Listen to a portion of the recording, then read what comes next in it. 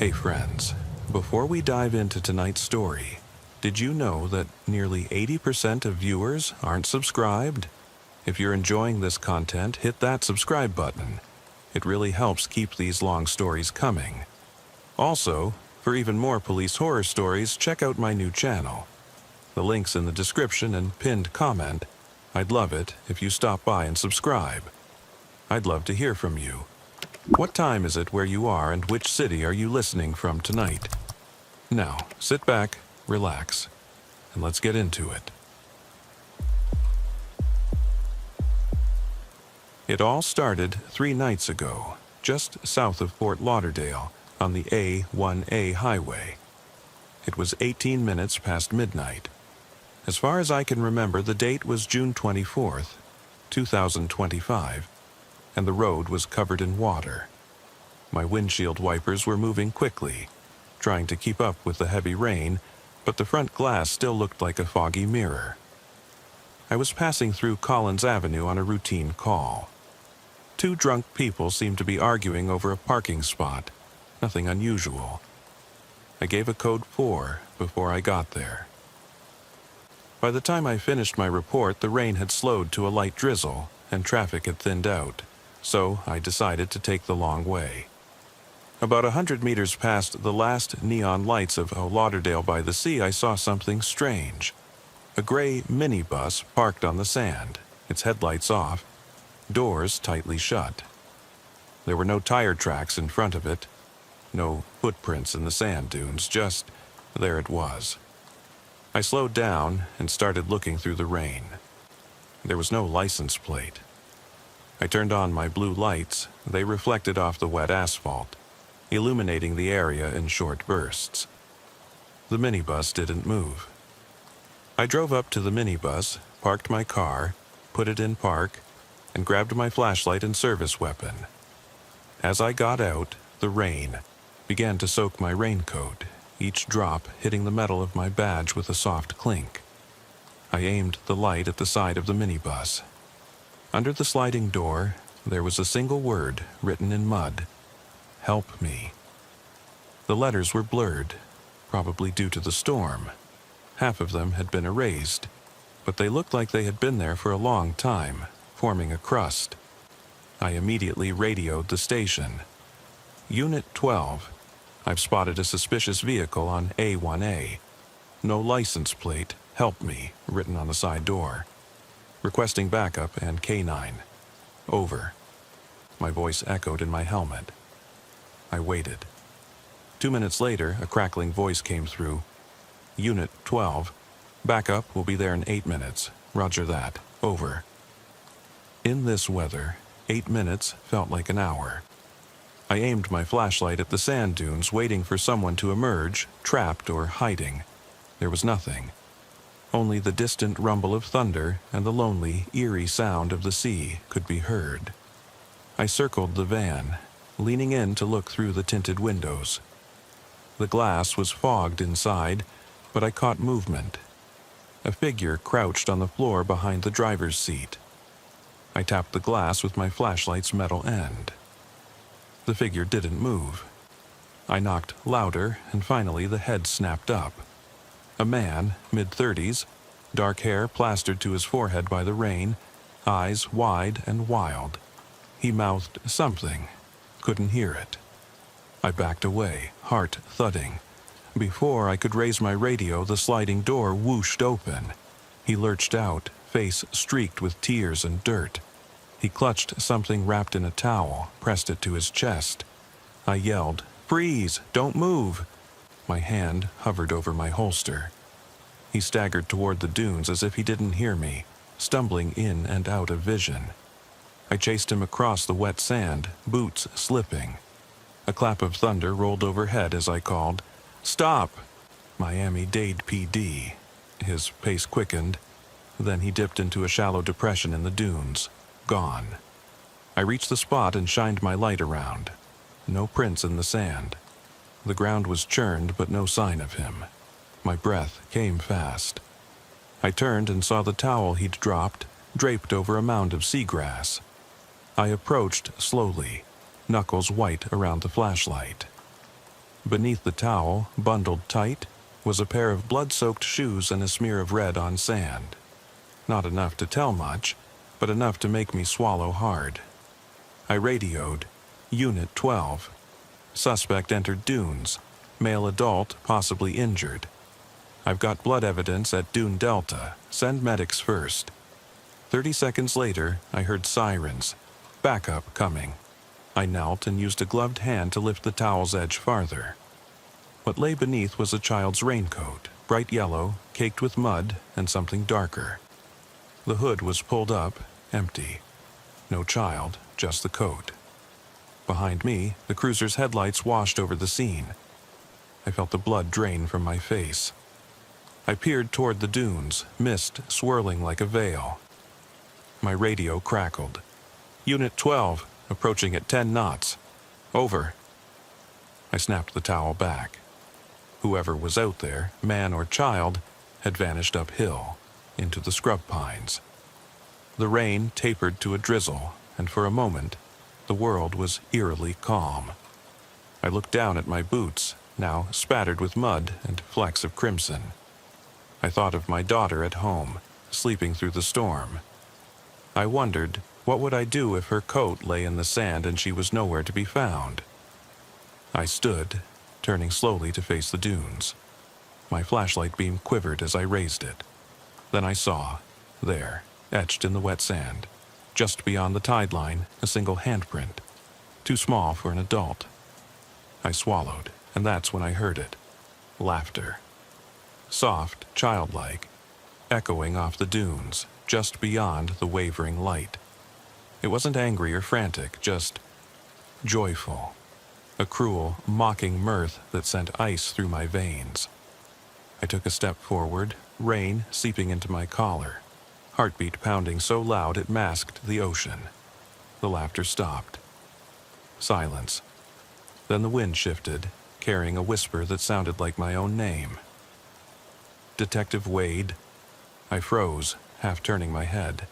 My radio chirped again. Unit 12, are you there? Come in.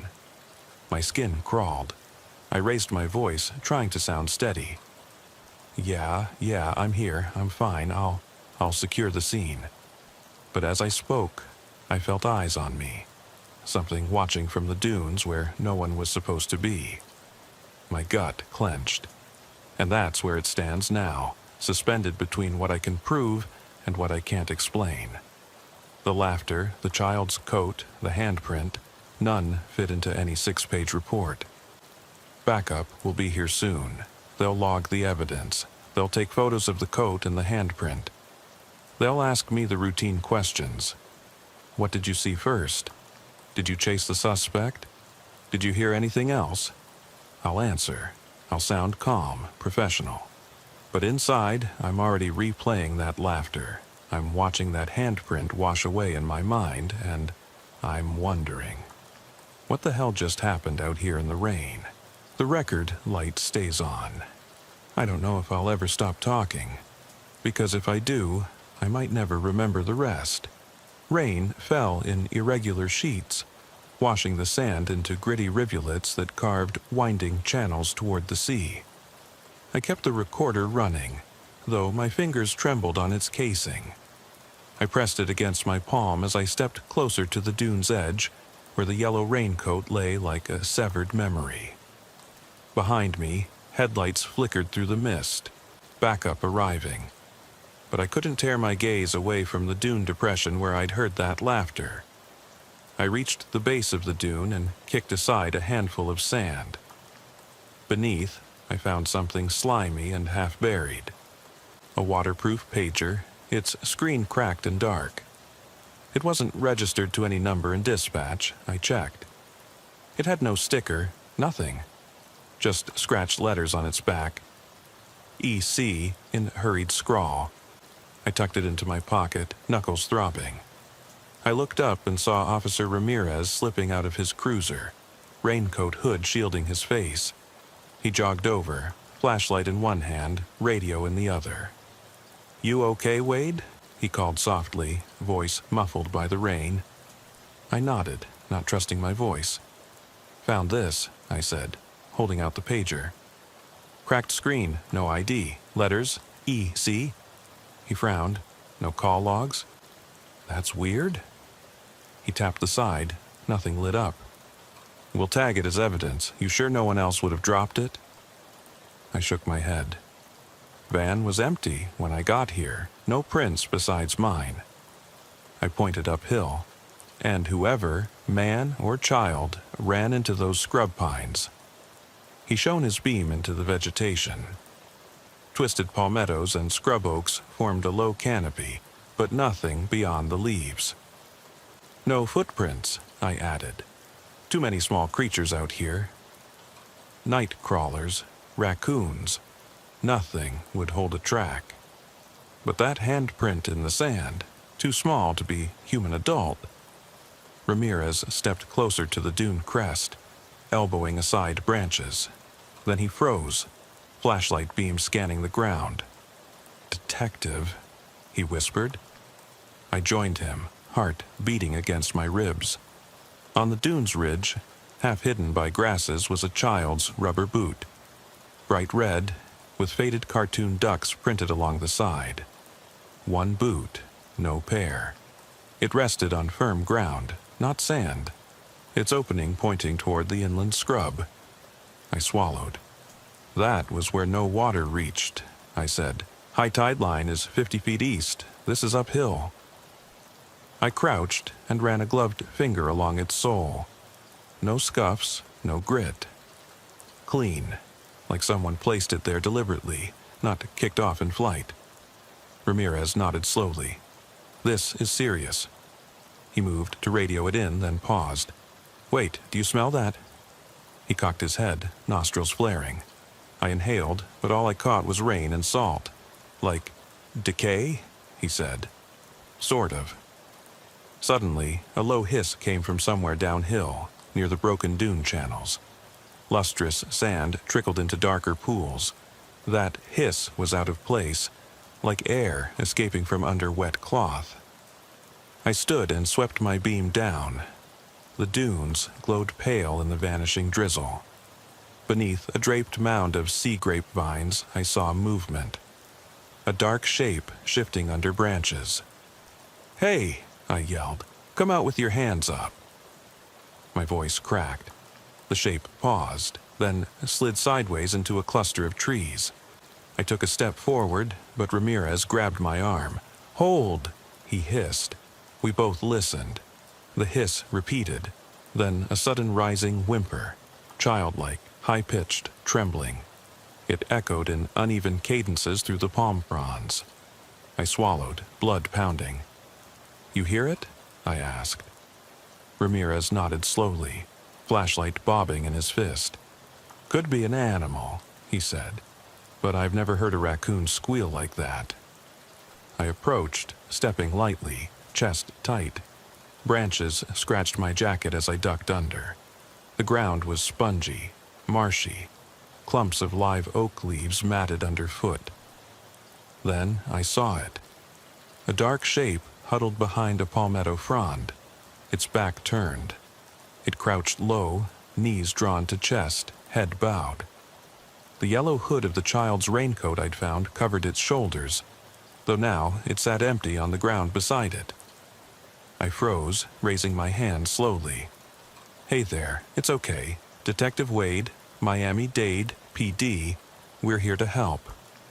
My voice was steadier than I felt. The shape shifted, and I realized it was a tiny adult, thin limbs, hands clasped over ears, shaking. But no raincoat on its body, just a thin white t-shirt, soaked and smudged with mud. Its hair was matted. It smelled of wet earth and something metallic. I crouched, trying to look non-threatening. You in pain, hungry, cold? The creature didn't move. I looked to Ramirez, whose jaw was tight. He had radio in hand, but hadn't called it in. Then the handheld pager in my pocket buzzed, silent in the rain, and lit up with a single word on its dark screen. Run. My blood froze. I flipped open the pager. Static splintered through its speaker, then whispered, They're here. The hooded husk behind the palmetto frond jerked. It slowly turned its head toward me. Its face was hidden in shadow, but two pale eyes glowed, reflecting my flashlight. They blinked once, then vanished beneath a sudden blackness. The whimper became a giggle. Soft, childlike, and entirely wrong. As the wind whipped through the scrub pines, that giggle repeated, bouncing between the branches. He, he, he. I stood, backing away as my flashlight beam panned the trees. There was no creature anymore, just empty dappled ground. But ahead, near a fallen palm frond, I saw footprints. They were too small for an adult, too large for a child, narrow, elongated, as if steps taken on stilts. Ramirez shouted, "Detective, behind you!" I spun. In the pale circle of light, I saw a line of footprints leading away, deeper into the scrub, toward a path I'd never noticed before. Part concrete, part mud, like someone had carved a trail. My radio crackled. Unit 12, backup arriving in 2, then cut off. The pager buzzed again. Now, my heart hammered. Rain began to fall again, heavier this time, hammering the leaves overhead. I swallowed the lump in my throat and moved toward the footprints, each step laden with dread. My flashlight trembled, catching glimpses of mottled tree trunks and edges of rusted wire fencing. The natural world here felt wrong. Too silent, too waiting. I glanced back. Behind me, Ramirez stood frozen, eyes wide. "Detective Wade," he whispered. "What do we do?" I didn't answer at once. I dropped to my knees and examined the mud tracks. They were fresh, no animal prints alongside them. They led upward, as if guiding someone to higher ground, into the heart of the scrub. I felt the pager vibrate against my thigh. Follow. My breath caught. The rational part of me screamed to barricade, to radio, to wait for more units. But another voice, cold, distant, whispered inside my head, "Go." I stood, rain dripping off my collar. I swept my flashlight along the path. The footprints ended at a small clearing. In the center stood a rusted trailer, half sunk in muck. Its metal siding streaked with rust and algae. One window was shattered. Shards glistened like teeth. A dim light flickered inside, a candle or some cheap lantern bobbing in the darkness. I glanced back at Ramirez. His face was pale, lips parted. I drew in a breath, steadying. "I'm going in," I said. "Cover if anything happens." He nodded, grip tightening on his radio. As I stepped forward, the dry laugh echoed once more, inside my skull and through the trailer frame. He he he. The door, a warped metal slab, creaked open under my touch. The candlelight flickered across the interior, revealing what looked like small handprints smeared in mud along the walls, trails of dripped slime, and across the floor, the outline of a mattress stained dark. I raised the recorder in my other hand. My pulse pounded in my ears as I whispered, "This is Detective Wade." Entering structure for investigation. Back up, hold position. Silence answered. Then, faintly, from the back of the trailer, I heard what sounded like breathing, slow, deliberate, and rhythmically uneven. I swallowed hard. I took a step inside, and that's where this section ends, on the edge of that rattling breath, in a trailer half buried in muck, with footprints leading straight into the heart of something I don't understand. Too many questions remain. Whose footsteps are these? Who left that pager? And why is there a child's boot resting here, where no child should ever have ventured? The stale air inside the trailer hit me like a fist. Stagnant warmth mingled with the tang of mold, and something far fouler, like rotting seaweed that had washed ashore days ago. My flashlight beam trembled as I swept it across the cramped interior. The walls were warped metal, peeled back like old paint. and everywhere I looked were those tiny handprints in smudged mud, each one pale and slight, as if pressed by fingers too fragile to bear weight. Some ran in straight lines, others formed concentric circles, like someone scratching an invisible message into the wall. I swallowed, forcing my voice low and controlled. "Ramirez, do you copy? I'm inside. Feels like there's at least 2 persons here, maybe more." My radio sputtered with static. I heard footsteps behind me on the warped metal floorboards. Ramirez's beam swung past the doorway, illuminating my breath in the dim light. "Stay safe," he murmured. His tone was steady, but I heard the quaver beneath. I edged forward, every sense flaring. The mattress outline on the floor was heavy with dark stains, brown-black in places, slick and congealed, with small droplets that led away from the center, toward the narrow back alcove. I followed them carefully, boots squelching on wet wood. The breathing grew louder, slow, deliberate, like someone intentionally matching an exaggerated rhythm. As I stepped into the alcove, the flickering candle revealed a small makeshift altar of sorts. A child's. Stuffed rabbit, dirt-caked and threadbare, sat propped against a dented lunchbox smeared in mud. Beneath it lay a bundle of mismatched clothing, tiny socks, a pastel t-shirt, and a cracked handheld video game console with no power. The console's screen was blank, spider-webbed by cracks. It felt like the belongings of a child left behind in terror. Then I saw movement.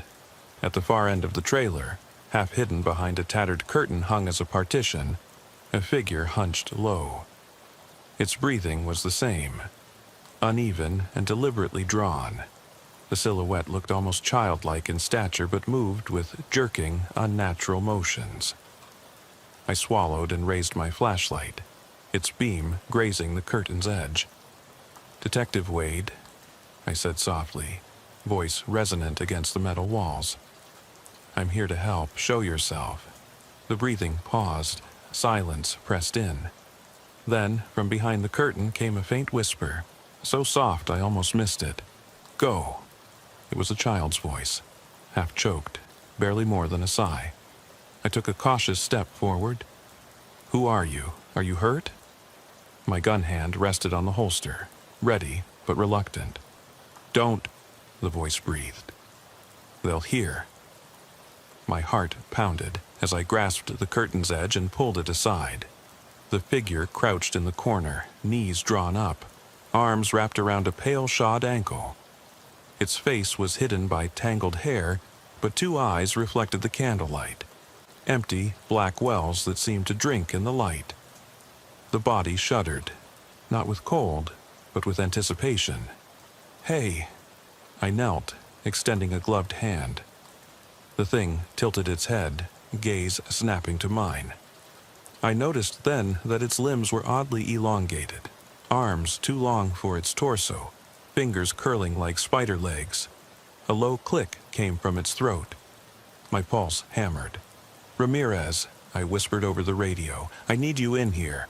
Suspect is—" My words caught in my throat, because it wasn't human, and yet it wore the shape of one. A child, or a child's memory twisted beyond recognition. Before I could finish, the candle winked out, plunging us into darkness. The paneling moaned as the trailer rocked slightly, like a ship in rough seas. I fumbled for my flashlight but felt a soft rush of air at my shoulder. Something passing, brushing the hairs on my neck. Then the candle relit itself, flame sputtering back to life. The creature was gone. The alcove was empty, save for a single red boot standing upright in the center, laces undone and flapping. The handheld console lay open beside it, screen now flickering with static. Snapshots of my own face, illuminated by flashlight beam, recorded earlier tonight at the dune's edge. I recognized myself, blinking in confusion. Breath visible in the cold air of the shore. I scooped up the console and flipped it over. Carved into its back panel were the initials EC, the same letters from the pager.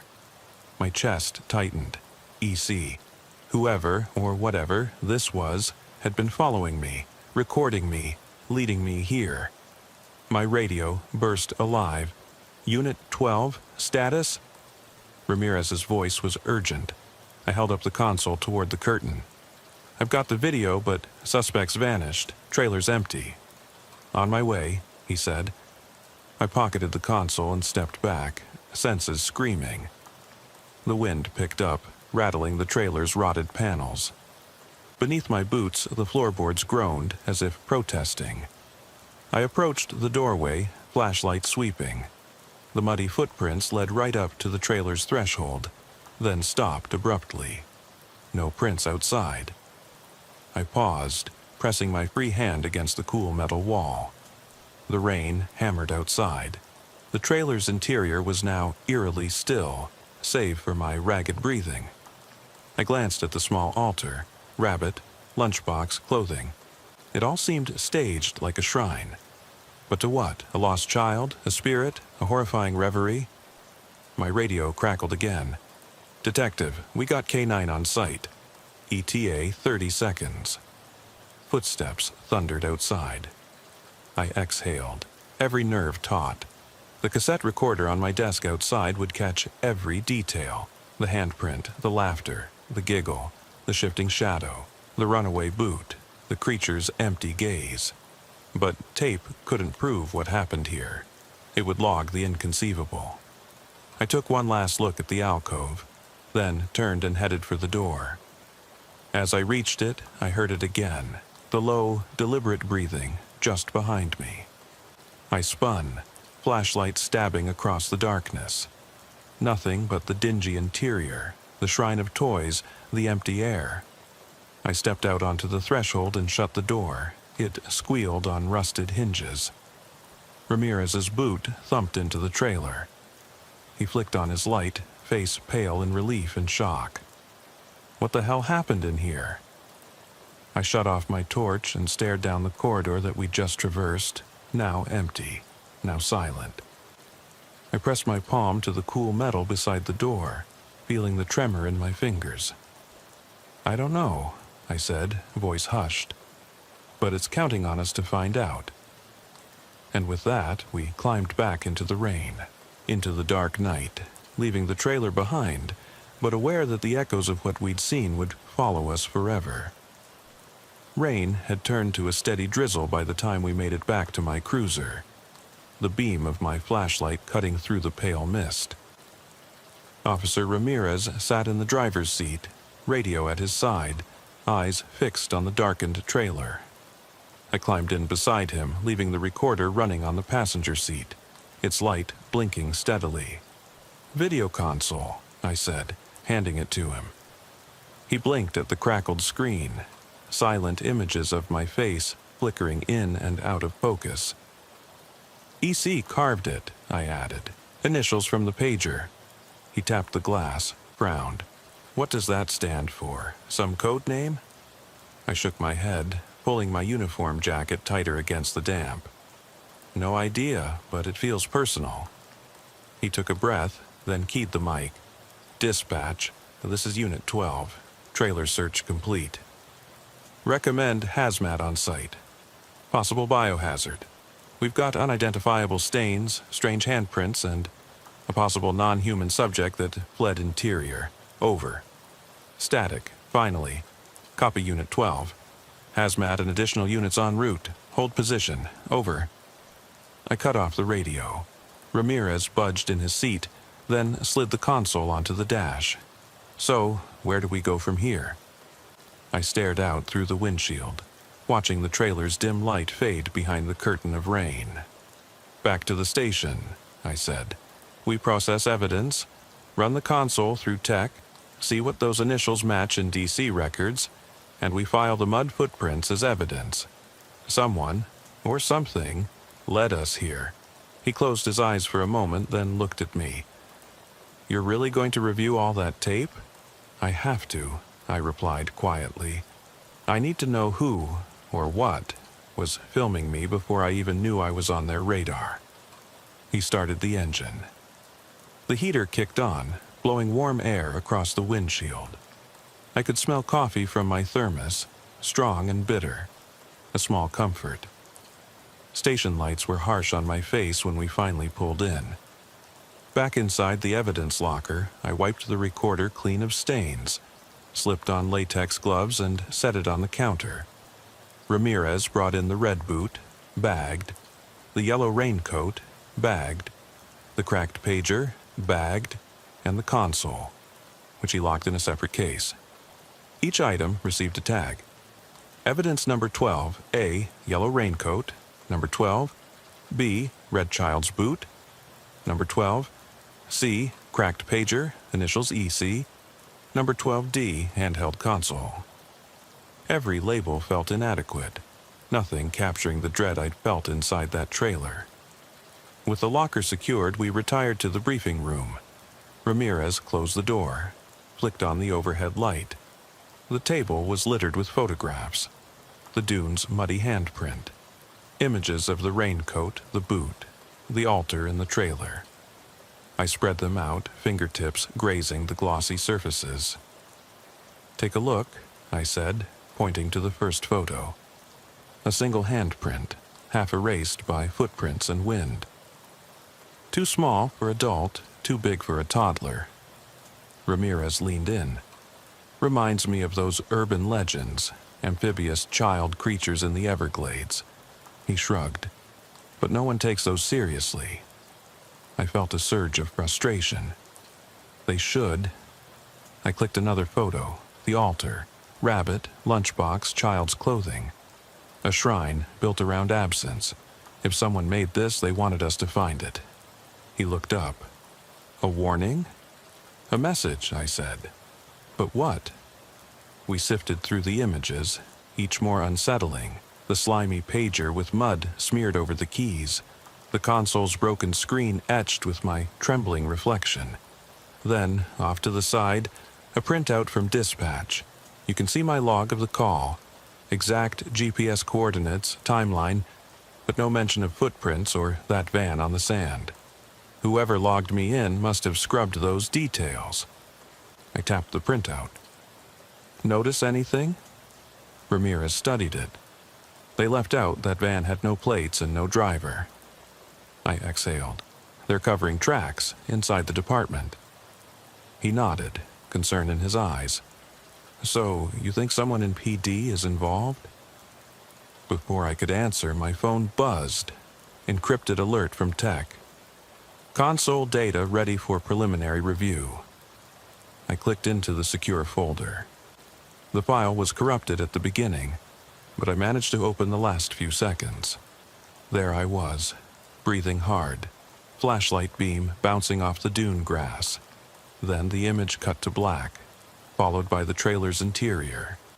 Handprints on walls, the altar, then 2 seconds of static, and finally a close-up shot of the red boot. Then the console died. My heart hammered. That footage was shot after I'd taken the console from the dunes, but before I found the trailer. It meant someone recorded my approach and then recorded the trailer's interior, synchronized somehow with my movements. Ramirez frowned. "They knew exactly where you were." "They knew me," I said quietly. The room seemed to darken. I rubbed my temples. "We need to find who EC is, and fast." He looked around the messy table. "We can't go public with this until we know more. Department will freak out if we mention non-human suspects." I nodded. "We'll keep it internal, but I need your help, Ramirez. I don't want to chase this alone." He nodded firmly. "I'm with you." That night I lay in my dark apartment, sleep out of reach. My phone lay on the nightstand, dozens of missed calls from dispatch, tech, forensic. I silenced them all. In the stillness I heard whispering, soft, just beyond hearing, like someone breathing my name through the cracked window. I sat up and switched on the lamp. Rain streaked the glass, city lights blurred behind it. On the floor, I placed the wet yellow raincoat and the red boot side by side, and between them, the pager. I stared at the initials, EC, and felt an inexplicable pull, like those letters resonated with some buried memory. I flipped open the pager.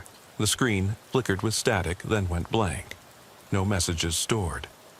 In the dim light, I traced the letters on its back. EC. My mind raced to names. Elisa Carrington, missing since '97. Earl Corbett, ex-con rumored to practice something occult. Nothing made sense. My phone buzzed again. A new message. An anonymous tip. Coordinates for an off-the-grid marsh in the Everglades, not far from where I found the van. It came with a simple instruction. Midnight. Bring light. I stared at the message, heart pounding. I looked at the recorder on the table, the one I'd left running. If I went, the recorder would capture everything. If I didn't, I might never find answers. I reached for my badge, my gun, my mag light. I typed a quick note to Ramirez. Meet me at the marsh. Midnight. Bring Caw 9. Bring backup if you can. As I sealed the text, the whisper returned, right next to my ear. I'll be waiting. My breath caught. I stiffened, hand on the pager. Then silence. I looked at my reflection in the window, haggard, bloodshot, determined. I grabbed the raincoat and slid it on. It clung to me like a promise. At exactly 23:45, I locked the door behind me. I pocketed the pager and slung the recorder in my coat. Rain had stopped. A low mist hovered over the pavement. Headlights of my cruiser cut through the gloom as I approached. I climbed in and started the engine, heart heavy with both dread and resolve. The station's fluorescent lights receded in my rear view. Ahead lay black water and endless sawgrass. Midnight loomed, and I knew, as sure as I knew my own name, that when I reached those coordinates, whatever had been hunting me would be ready. I flicked on the recorder again. The red light glowed. Detective Marcus Wade, I said into the darkness. I'm coming. Inside the console, the tape whirred. Outside, the road stretched on, disappearing into the mist. And that's where this section ends, on the cusp of another descent into something I still can't explain, guided by a pager that whispers my fate, to a marsh where the truth waits in the silence. Rain's given way to a low, bone-deep fog as I turn off US 41 and onto the unmarked service road. The streetlights vanish behind me, and the cruiser's headlights carve twin arcs into the mist. I grip the wheel, knuckles white, and glance at the pager in my coat pocket. Still blank, but warm against the fabric, like it knows where I'm headed. Across the dash sits the recorder, its red light blinking willingness. At 11:58 p.m., I kill the engine. Ramirez follows behind in his unit, K9 alert and ears pricked forward. The dog, Luna, whimpers at the window, nose pressed against the glass. I swallow, step out, and feel the chill settle under my collar. The marsh air smells of brackish water and decaying reeds. Each breath tastes of iron and marsh mud. Here, I murmur, pointing to the ground. The GPS coordinates led us to a small clearing hemmed by sawgrass that arches like cathedral windows.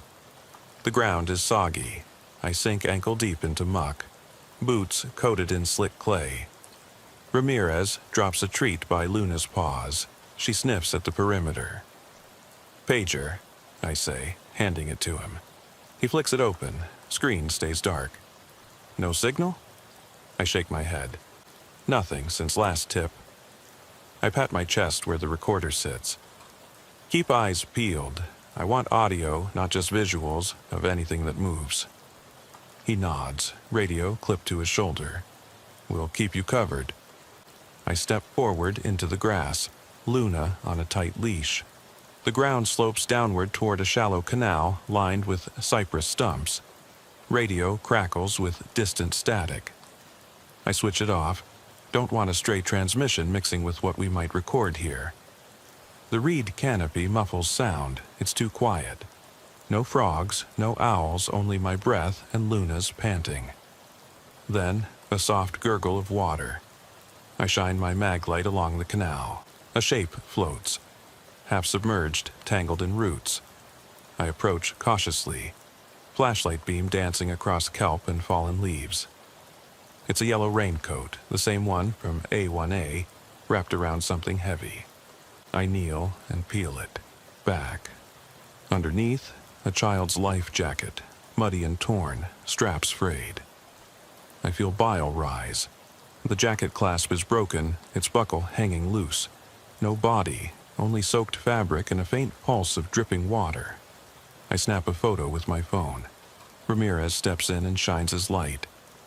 "This was placed here deliberately," he says softly. I stand, pressing my hand to my forehead. "We're being led." The words taste bitter. First the van, then the trailer, now this. Luna whines and tugs toward the reeds. I leash her tighter. Then I hear a whisper carried on the breeze. "Detective." My heart leaps. The voice is so faint I'm not sure I heard it, until I feel breath at my ear. I whirl. No one, only mist swirling through naked branches. I take a step closer to the water's edge. The pager vibrates in my hand, startling me. I open it. Static floods the speaker, overlaid by a child's voice. "Don't trust the light." I stagger back, cold sweat breaking out. The recorder on the dash clicks softly as if it's about to record. I think of the K9 flashlight, Luna's bright eyes in the dark. Ramirez's radio flickers. He calls, "Detective Wade," but crackles. "Don't trust the light," the pager repeats, then goes silent. I shine my flashlight down the canal. Something dark shifts under the water's surface, moving against the current upstream. A glint. Metal? I lean in, heart hammering, and see the outline of a small handprint pressed against the underside of a fallen cypress root. The print is inverted, as if someone pressed their palm from beneath, pushing outward. Mud drips from its edges. I crouch, fingers tracing the roots. The handprint feels impossibly small, but the shape is unmistakable. 5 fingers splayed in a silent plea. My breath catches. This came after the coat was dumped here. Someone returned to leave a message. Above me, Luna barks once. I look up, her leash taut, her ears flat. She stares into the sawgrass. I sweep my light in the same direction. At the edge of visibility, a figure stands. Tall, hollow-eyed, wearing a dark hood. I can't see a face, only an empty space where it should be. I call out, voice shaking, "Come into the light." My flashlight beam finds the figure drifting backward, deeper into the grass. But as it moves, the sawgrass parts like a curtain drawn, and behind it, the canal bank rises to reveal a faint, flickering glow. A cluster of old police flashlights, their beams sweeping in slow, endless circles as if manned. I glance at Ramirez, whose expression is frozen. "What the hell?" I whisper, stepping forward. Each flashlight beam converges on a single spot, about 20 feet up the bank. I approach, Luna growling low. When I reach the cluster, I see why they shine in unison. They're anchored into the ground, pointing inward to a shallow pit lined with flat stones. In the center lies a bundle. Identical swamp boots, yellow raincoat, red boot, the rabbit, the lunchbox. Every item from the past 3 nights arranged like a morbid mosaic. I swallow hard. A shrine, I breathe. Faint footsteps crunch in the muck behind me. I spin. Where the flickering lights leave shadow, I catch a glint of glass, eyes watching. A slender hand, pale as bone, reaches from the grass and closes over one flashlight handle. then nothing. The assembled beams flicker and die, plunging me into pitch black. Even Luna's barks seem muffled by the mist. My heartbeat drowns out the soft drip of water. I fumble for the recorder. It clicks on. I press it to my chest.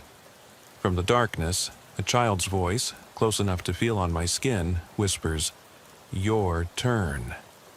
And the lights around the pit flare back to life, one by one, each beam slicing through the fog, illuminating the stones, the offerings, and me. I step back, hand on my holster, breath ragged. The recorder's red light glows. In the wavering beams, the figure steps into view at the far edge of the clearing, faceless, tall, silent. It raises a hand and points at me. Behind that gesture hangs a question I can't answer.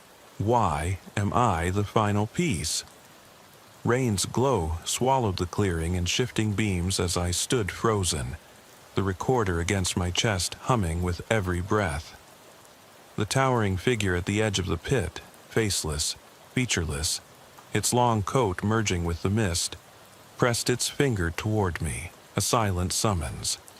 Luna snarled, hackles raised, but the creature did not move.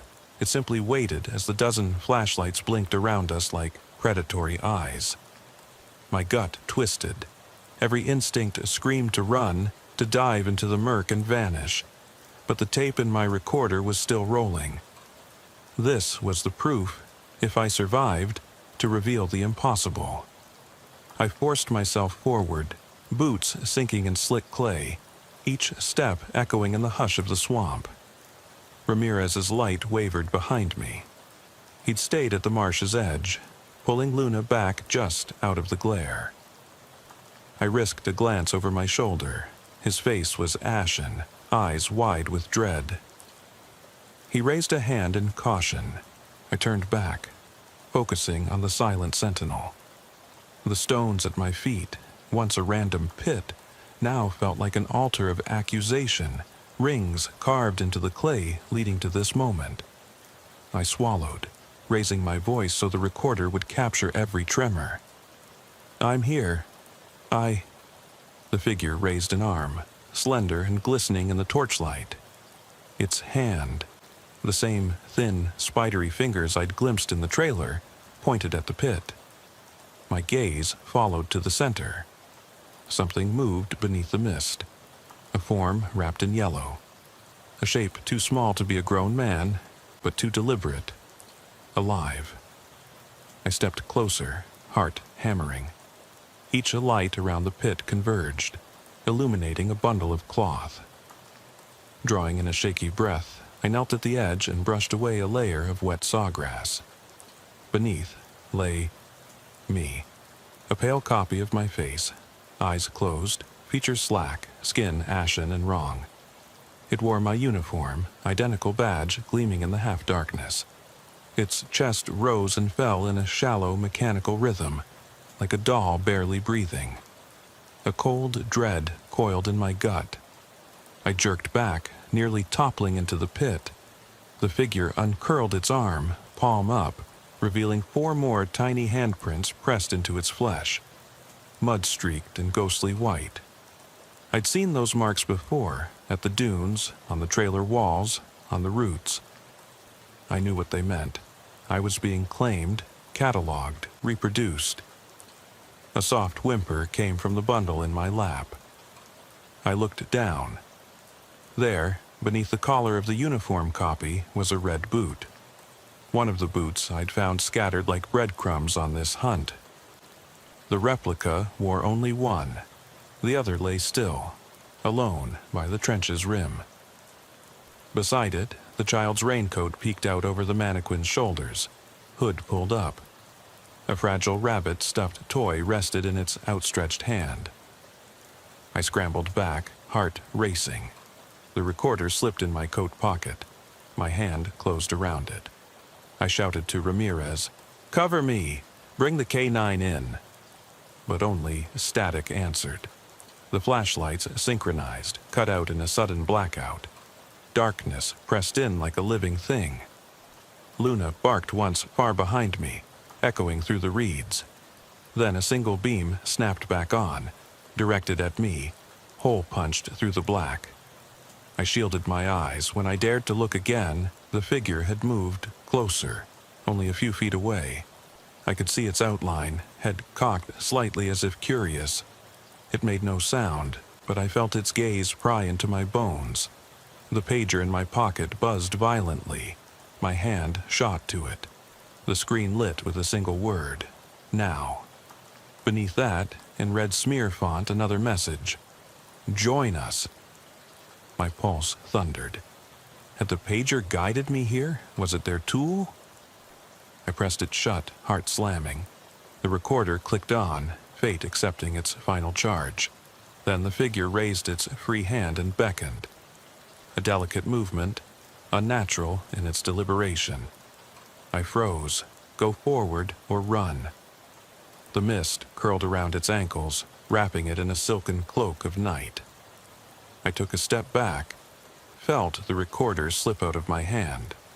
It clattered into the pit, landing with a dull thud on the replica's chest.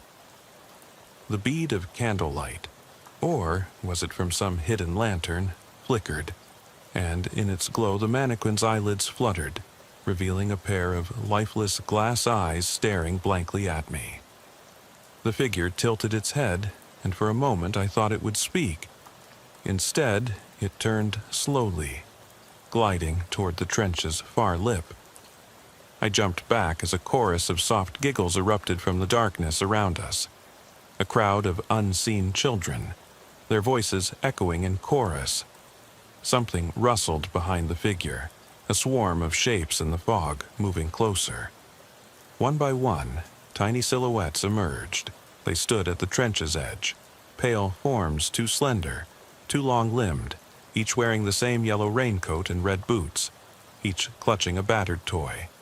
Their faces were blank masks of mud and sorrow. Luna's barks joined the giggling, and Ramirez's light cut through the fog, a distant beacon.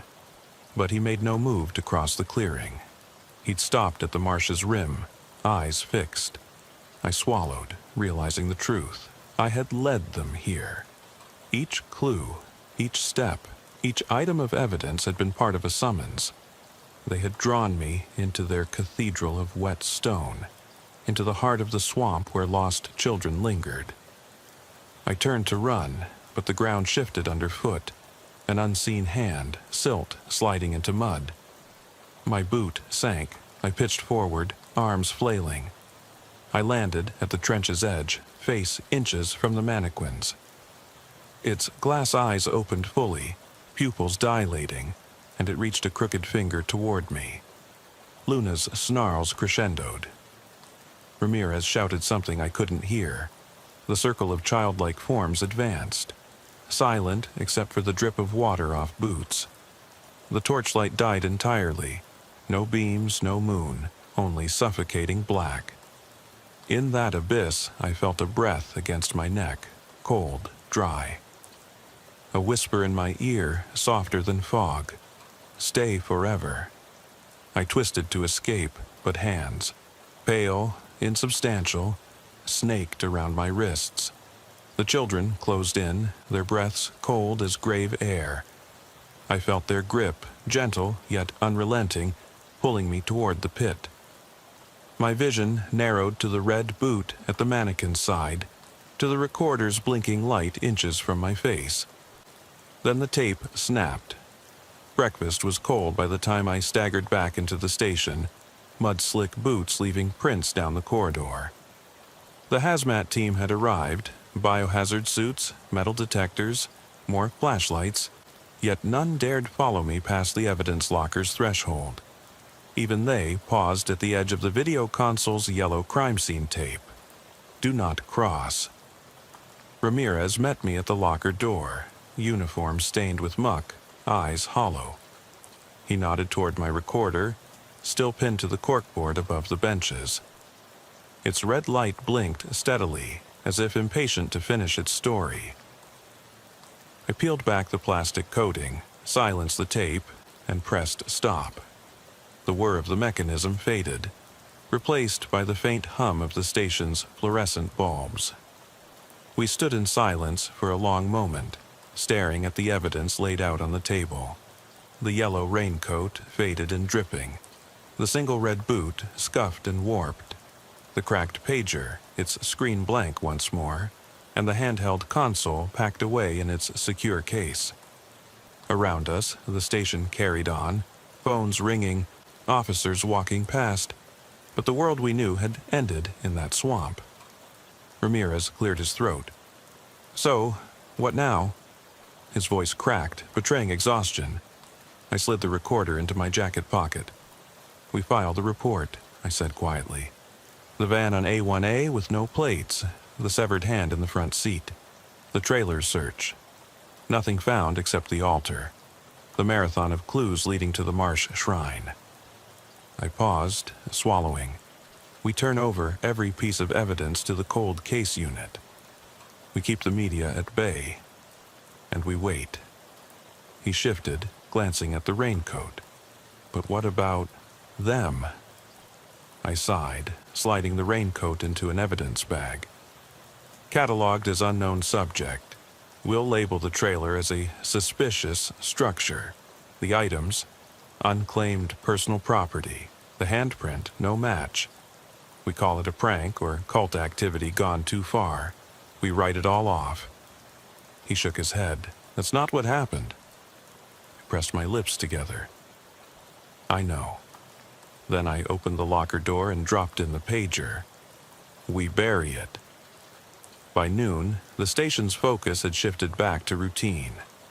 Parking summons, petty thefts, the mayor's traffic escort. A new shift briefing buzzed overhead, talk of heat indexes and 5-alarm fires downtown. I sat at my desk, the recorder's case beside me, humming softly. I knew what it held. 7 hours of static, laughter, half-whispered names, the sound of my own pulse racing. I knew the tape would reveal nothing but the uncanny. No voices but mine, no footsteps but my own. No proof of anything beyond me and the marsh. I glanced at the badge on the wall. Silver, tarnished, 8 years of earned stripes. I traced the engraved number with my finger. It felt distant, like someone else's life. I picked up the phone and dialed Internal Affairs. "Detective Wade," I said when they answered. "I'm requesting a transfer." That afternoon, I packed a bag and drove south, leaving the station behind. Ramirez dropped me off at the marina, engine still running. He climbed out and pressed a gloved hand to my shoulder. "You sure about this?" I nodded, eyes on the water. Sunlight sparkled across the bay, gulls cried overhead. The world felt mundane, yet I could still hear that whisper in my ear, soft as mist. "Stay forever." He swallowed. "If you need anything." I offered a tight smile. "You know where to find me." He looked away, gaze fixed on the docks, then held up a crumpled photograph. I recognized the image, 7 children. Yellow raincoats, red boots, faces blurred beyond recognition. I'd found that picture wedged in the trailer's makeshift altar. Ramirez lowered it gently into my hand. "Don't let it go," he whispered. I slid it into my shirt pocket and climbed into the boat. The engine roared, propeller churning the water as I pulled away from the dock. Ramirez watched until the hull cut him from view. Then he turned, shoulders slumped, and walked back toward the hazmat tents. I anchored a mile offshore, far beyond any marshland. The wind pulled at my hair, and I held the recorder against the cabin wall, red light still blinking. I pressed play. Static at first, then the faint rustle of grass, my boot step, a distant whimper, then nothing but the hiss of rain. I rewound and played it again, nothing. Either no sound was recorded, or the tape had been corrupted. I sat back, heart heavy, and realized the truth. The only record of what happened lay in my memory. No audio proof, no video files, no official confirmation. Just me, Detective Marcus Wade, left with a tape that captured nothing but silence. I pressed stop and set the recorder on the bunk. I lay back, staring at the ceiling, and felt the boat gently rock me. Out of the tiny port light, I could see the lights of Miami flickering in the distance, a world unaware of the children in yellow raincoats or the faceless figure in the marsh. That night, I dreamed of sawgrass brushing against my face, of tiny hands pressing into my palms, dragging me down beneath dark water. I woke to the recorder's red light blinking, though I hadn't pressed play. I sat up and saw the silhouette of the recorder moving, sliding across the bunk toward me, as if guided by unseen fingers. My breath caught. I reached out, heart pounding, but the recorder stopped at the edge of my reach and fell silent. The light went out. In the darkness, I heard it again, a giggle, soft and distant, followed by a whisper I couldn't place. "Find us." I closed my eyes, knowing the request was not a plea but an order, because they left me everything: footprints, a pager, a shrine, a tape of silence, so that someday I would come looking. I can feel my eyelids burning, but there's no shutting this down. The recorder's light glares back at me, pulse steady. 2 hours, 17 minutes, and climbing. Rain's pounding so hard now, I swear the window might give way. I'm supposed to be off duty 2 hours ago, but you know how it goes. You hear a call you shouldn't, or you see something you can't unsee, and suddenly you're back in the car, headlights carving through the dark, rubber burning on wet asphalt. It started on that curve of US 41, where the road cuts through the Everglades like a knife. That night, I was heading north back to the station, just me and the glow of marker posts ahead, when the scanner lit up. Priority call, 10:54, at mile marker 53, possible deceased subject. The words cracked over the air, rushed and clipped, textbook. But there was a hesitation in the dispatcher's voice I couldn't ignore. I flipped the siren switch, tires skidding as I dropped 2 gears and tore off down the 2-lane blacktop. By the time I arrived, the scene was already taped off. Officer Ruiz was crouched beside a sedan half submerged in shoulder-high water, rain dripping off her cap rim. She stood when she saw me, voice low. No driver. No skid marks. Nothing in the car but a blood trail from the driver's door inside. Her flashlight beam stretched back into the swamp, landing on broken reeds stained brown. We exchanged a look, you know the one, where we both knew this wasn't going to be an open and shut. Ruiz and I climbed out, wading into knee-deep muck. Somewhere ahead, the patrol dogs were barking, crunching through the underbrush. My boots sucked at the mire, each step calling up swamp mud. I swept the beam along the water's surface. Nothing but reflections of red and blue. At the far edge of the tape, there was a glint, a body face down. We reached him together. Rookie Lane, just back from field training.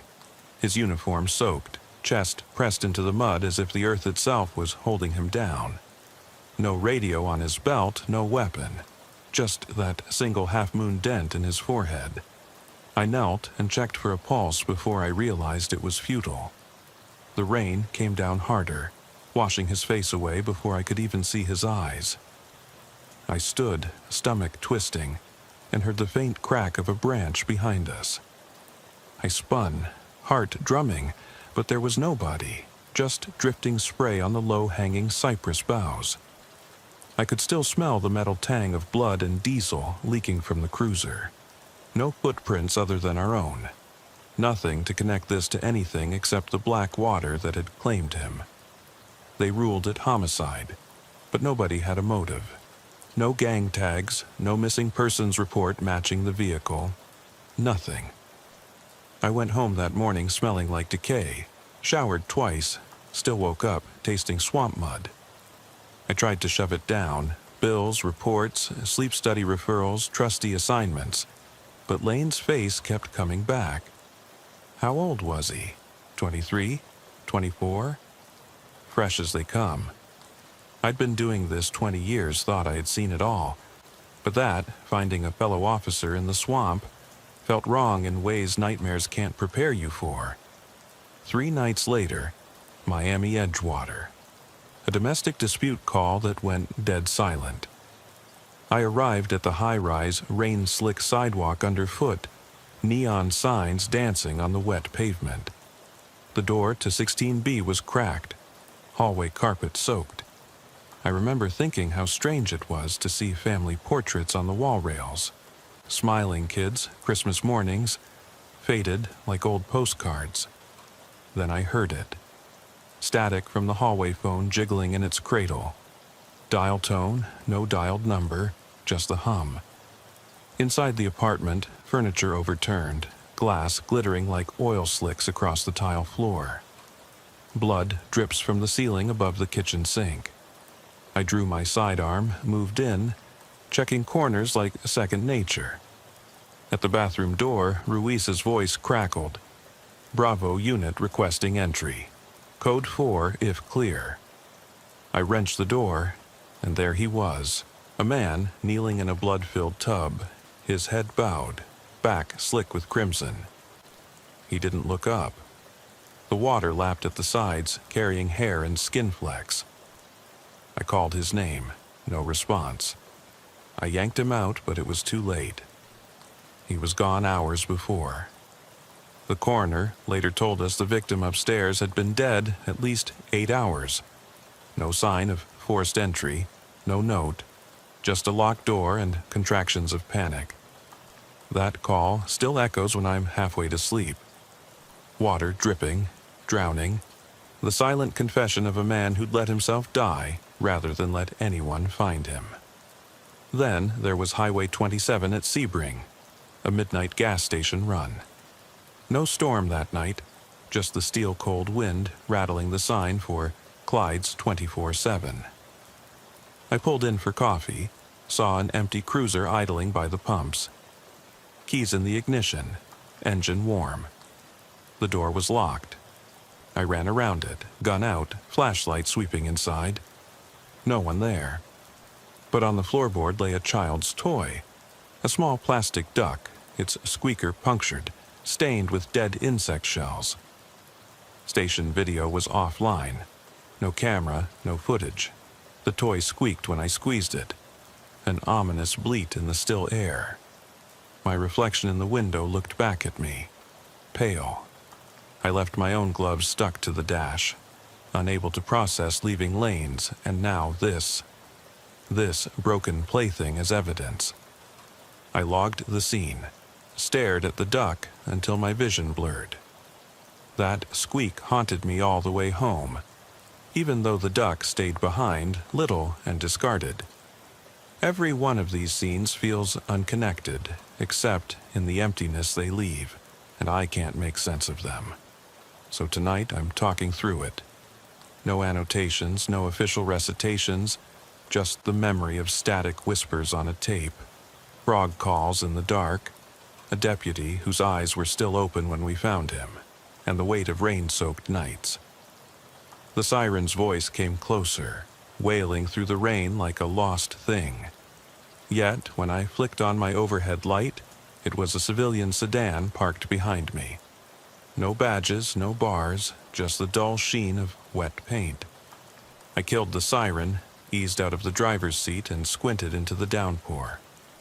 Water pooled in the gutter at my feet as thunder rolled overhead. The car's windows were fogged. I couldn't see inside. I circled it, hand hovering near my holster. The license plate matched nothing in my memory. Old Florida tags faded. I tried the front door handle, locked, rear, locked, no movement inside. My breath hitched when I saw a smear of something on the passenger window, vertical streaks, as if fingers had slid down in panic. I pressed my glove against the glass. It was warm. I cocked my head, listening.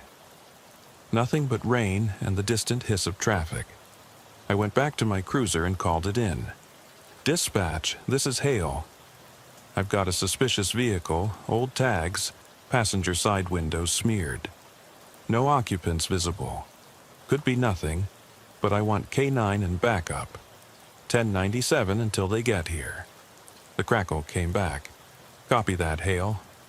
Units en route. ETA 2 mics." 2 minutes felt like 2 hours. I tapped the hood, rain pattering against steel. My recorder, perched on the dash, blinked patiently. I wanted to pull it inside, but I couldn't look away from that car. A bead of rain trickled over my glove, splashing the pavement. I glanced at the rearview mirror, my eyes, bloodshot, reflected back, haunted. Then movement. A jolt of dread. The backseat headrest shifted, as if someone had just leaned forward, and for an instant I thought I saw a flash of pale hair. I yanked the light switch, bathing the scene in white. Nothing. The headrest sat empty. I dropped to one knee, leveled my light down the side window and saw it. A face pressed against the glass, pale and streaked with tears and dirt. Mouth opening, closing, no sound. I jumped back, heart slamming. My radio erupted.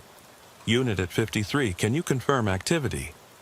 Officer Ruiz's voice, clipped, concrete. "Subject inside vehicle, unresponsive, no ID," I managed, voice rough. "Copy. Advise when you make contact." I approached, holster drawn, light tremoring in my hand.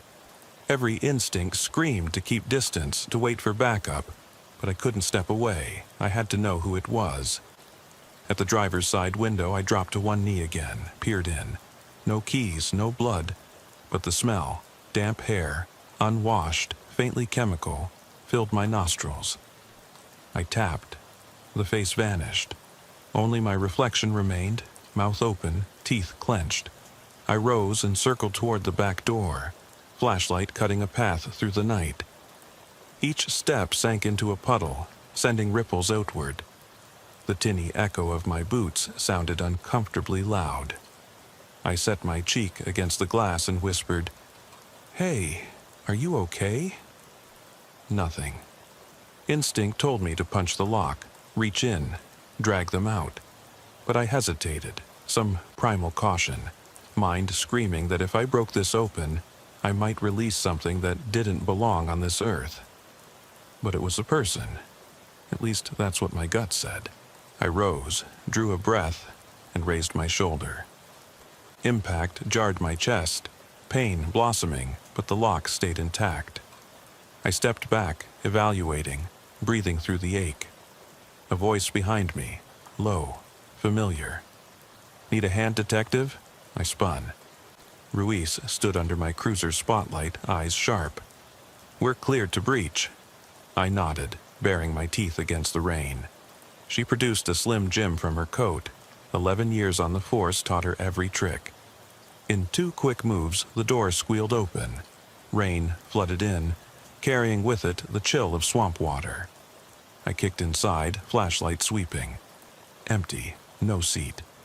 Dash was gaping whole. The floor mats were gone, cleaned out like someone ripped the guts out. My light landed on the backseat floor, 2 pink baby socks caked with mud. I flicked to my radio. Subject gone, vehicle stripped, found baby socks. Dispatch's pause stretched. K9 units divert to your location. Affirmative. We stood in the rain, Ruiz and I, the world blurred by downpour. I bent to scoop up one sock, rubbed it between my fingers. Tiny, abandoned. I tucked it into evidence pouch. The fog in the memory dissolved, replaced by a nameless dread, like I'd walked through a veil and come out the other side, unaltered and irrevocably changed. Back at the station, I sat in the interrogation room, lights buzzing overhead, staring at the empty evidence tray. The sock lay under a clear sheet. I reached out, thumb brushing the fabric. It should have belonged to a baby no more than a year old. I tried to recall any missing child cases in that area. Nothing recent. My mind rifled through names, dates, bulletin boards, but the sock remained an orphan. That night, I dreamt of footsteps in ankle-deep water, reaching out to me. No face attached, just a small hand, palm sticky with mud. I woke choking, sweat-soaked, to the smell of rain seeped beneath my window sill. The recorder lay on my nightstand, blinking. I hit play, static, then a whisper, "Don't leave me." The words were slurred, as if the tape had soaked in water. My blood ran cold. I spun on the recorder. That's not my voice. I froze, listening. "Detective, help me." I ripped the tape from the recorder and flung it across the room. It hit the far wall, clattered to the floor. Silence returned, save for the rain.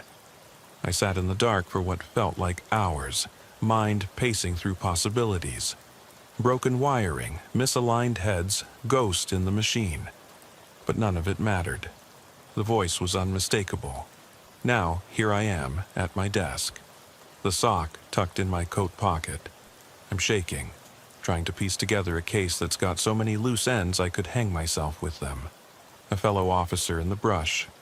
A man drowned in his own bathroom. A child's toy in a deserted cruiser. That word on the tape. And now this. Baby socks in the swamp. A voice begging me to stay. I don't know who's left these signs, but they're pointing at something I can't explain. And every night the rain comes down like a reminder. Water conceals as much as it reveals. I'm running out of time. I can feel it in the ache behind my eyes, in the tremor of my hands. Something's coming through that rain, from the water, from whatever shadows we never see. And until I find out what it is, I'll keep talking, keep recording, hoping that by laying it all bare, I can make sense of this before it makes me the next victim. Rain's picked up again. The tape in the wall clicks, but there's no whisper this time, only the steady drum and the echo of a man who can't let go. I pushed back from the interview room's fluorescent glare and staggered toward my cruiser, mind flooded with shapes and half-heard whispers. The rain had eased into a fine mist, coating my shoulders like sweat. I cranked the heater on full blast, peeled off my soaked jacket, and draped it across the passenger seat. The baby sock lay on the center console, a mute testament to something, or someone, lost out there. I wanted to leave it, pin it to a board in the briefing room, spark a department-wide search. But I couldn't trust anyone else with this, not yet. Too many questions without answers. On the drive back toward the swamp road where Lane's body was found, I passed the same high grass and tangled cypress knees, headlights cutting narrow beams through the fog. My scanner was dead quiet. No pulse, no traffic. Nothing but the hum of the engine and the rhythmic swish of tires on pavement. Somewhere in my chest, the ache for certainty tightened like a noose. I flipped on the recorder again, habit, confession, coping mechanism. "I'm heading back out," I muttered to the blinking red light. "Going to look for anything that ties these scenes together." I turned off the main road onto the unlit gravel that led deep into the Everglades. The air smelled of peat and decay, even when it wasn't raining. The gravel crunched under my tires until I reached the parking spot by the old landing dock. The tape deck in my cruiser ate a fresh microcassette with a hiss. I snapped on my flashlight and stepped into the wet grass, each step sinking with a soft grunt. I followed the muddy trail toward where the dogs had barked 2 nights ago. The air was thick, humid, heavy, like breathing through a blanket.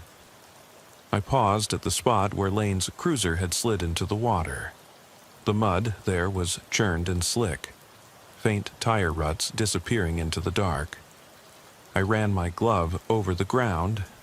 No prints other than my own. But I noticed something else. Faint depressions. Circular, as if someone had dropped a small bucket or basin there. I knelt, brushing away detritus until the outline formed, a small plastic ring, half buried. I pried it out, another toy, this time the top of a stacking cup. Faded yellow plastic, rim jagged as if bitten. I slipped it into my pocket and moved upriver, further into the reeds. My flashlight beam bounced off dripping vines and the swollen trunks of bald cypresses. Somewhere ahead, water rippled, maybe fish, maybe something larger. My skin prickled with trepidation. I thought of that muffled voice on the tape. "Detective, help me." Who spoke that? Lane? The woman in the motel? A child? I shook my head, trying to clear the static from my thoughts. A faint glimmer caught my eye, reflective tape, fresh. I coughed, lunging forward. There on the bank lay a life vest, soaked through, sand and mud clinging to the straps. No label, no name. It could belong to any boat operator, any stranded boater. Yet here it was, left on the grass as if dropped in haste. I shone my light across the water, nothing but roiling blackness. I knelt and closed my fingers around the vest's collar. The material felt oddly warm, like it had recently been in the water. My radio snapped alive. "Unit 12, dispatch. You copy?" "Go ahead," I said, voice hollow. "Command wants your location. Status update." I hesitated, thumb hovering over the mic. I wasn't sure I could explain what I'd found without sounding unhinged. "I'm at the Everglades landing dock off US 41. Checking old scene. Found some items." "Copy. Return to station when done. ETA 10 minutes. I cut the radio and pressed on. Deeper into the ghostly swamp, the only path the beam of my light. Fallen logs lay across the waterway. Vines like serpents draped over every branch. I stumbled once, catching myself before I fell in. My breath came in short bursts. I kept thinking of the mixtape of scenes spinning in my head. The rookie in the mud, the dying man in the tub, the cruiser with toys, the abandoned motel rooms, and how each screamed of someone trying to tell me something. Up ahead I heard it, a splash, low and sudden, just beyond where I stood. My pulse spiked. I swung the flashlight, landing on the water's surface, then onto the bank. Empty. But where the mud met the water was a single set of footprints, far larger than mine, diverging from the cruiser's trail and heading into the reeds. I stared, transfixed, the beam wobbling. The prints faded after a few steps, swallowed by the water. I took a breath, knelt, and pressed my gloved fingers into the print, size about 13, straight-arched, no ridges to identify. A voice in my head, "This is it." I stood and scanned the trees. The only movement was the rain dripping from leaves. I called out, voice echoing, "Hey, if someone's here, show yourself." No answer. A chill ran down my spine. I reached for my radio, but the screen was blank, dead. My comms? Cut out. I tried the siren, electric relay whine, then silence. Only the rain, persistent, insistent. I patted my pockets, flashlight, tape recorder, notebook, gloves, 2 pieces of plastic toys, a sock, and that life vest. Enough clues to fill a dump truck, but no context.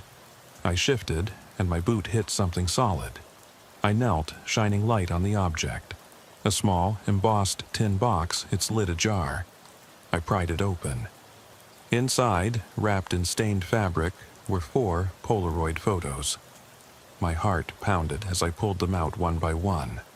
The first, a family, mother, father, and toddler, smiling on a boat deck, sun beating down. The second, the same family on picnic blankets at a roadside pull-off, rain coming down, father holding an umbrella over the child. The third, the father alone, cradling the toddler in his arms as she slept, her sockless foot hanging limp. The last, a close-up of a small handprint pressed into mud. identical to the ones I'd found on sedan windows. My breath caught. The faces were familiar, somewhere in the recesses of memory. I turned the pictures over looking for notes. Only one had scrawled text. "Help us. Don't let them see us die." No date, no location. A sudden crack behind me jolted me upright. I swung the flashlight through the trees. Lightning flickered, revealing a figure standing in the distance. Tall, hunched, wearing something that looked like a soaked jacket. My pulse hammered. I raised my voice. "Hey, show yourself." The figure didn't move, only watched. I took a slow step back, boots sinking in mire, grabbed my recorder and shakily pressed play, hoping to capture anything unusual. The tape whirred, then static, then soft, distant sobbing. I cleared my throat. "I'm here to help," I called. "Tell me what you need." The figure tilted its head. The rain fell harder, masking any other sound. Then, without a word, it turned and slid between the trees, disappearing. I stood frozen, chest heaving, as the rain erased its footprints. I clicked off the recorder, jammed the photos into my pocket, and trudged back to my cruiser, mind racing faster than my feet. As soon as I was seated, I hit the siren button again. Nothing. I tried the ignition. Engine turned over, lights bright, but radios silent, siren mute. The only proof of what I'd found were the Polaroids and toys nestled in my pockets. I peeled the sock from the console and pressed it into the tin box, a makeshift evidence kit. My hands trembled as I taped it shut. My reflection in the windshield looked as broken as I felt. I drove back to town without radio, without siren, hands gripping the wheel. The mist clung to the road, headlights cutting through in narrow slices. I kept half expecting those footprints to appear behind me, following. By the time I reached the station, the first rays of dawn were bleeding through clouds. I parked under the portico, stepped out, and headed straight for the evidence locker. Inside a sealed, numbered bag went the tin box and the 2 toys and the vest, everything. In the break room, I sank into a stained vinyl chair, tossed the recorder onto the table, and stared at it. It held hours of my confession, my unraveling.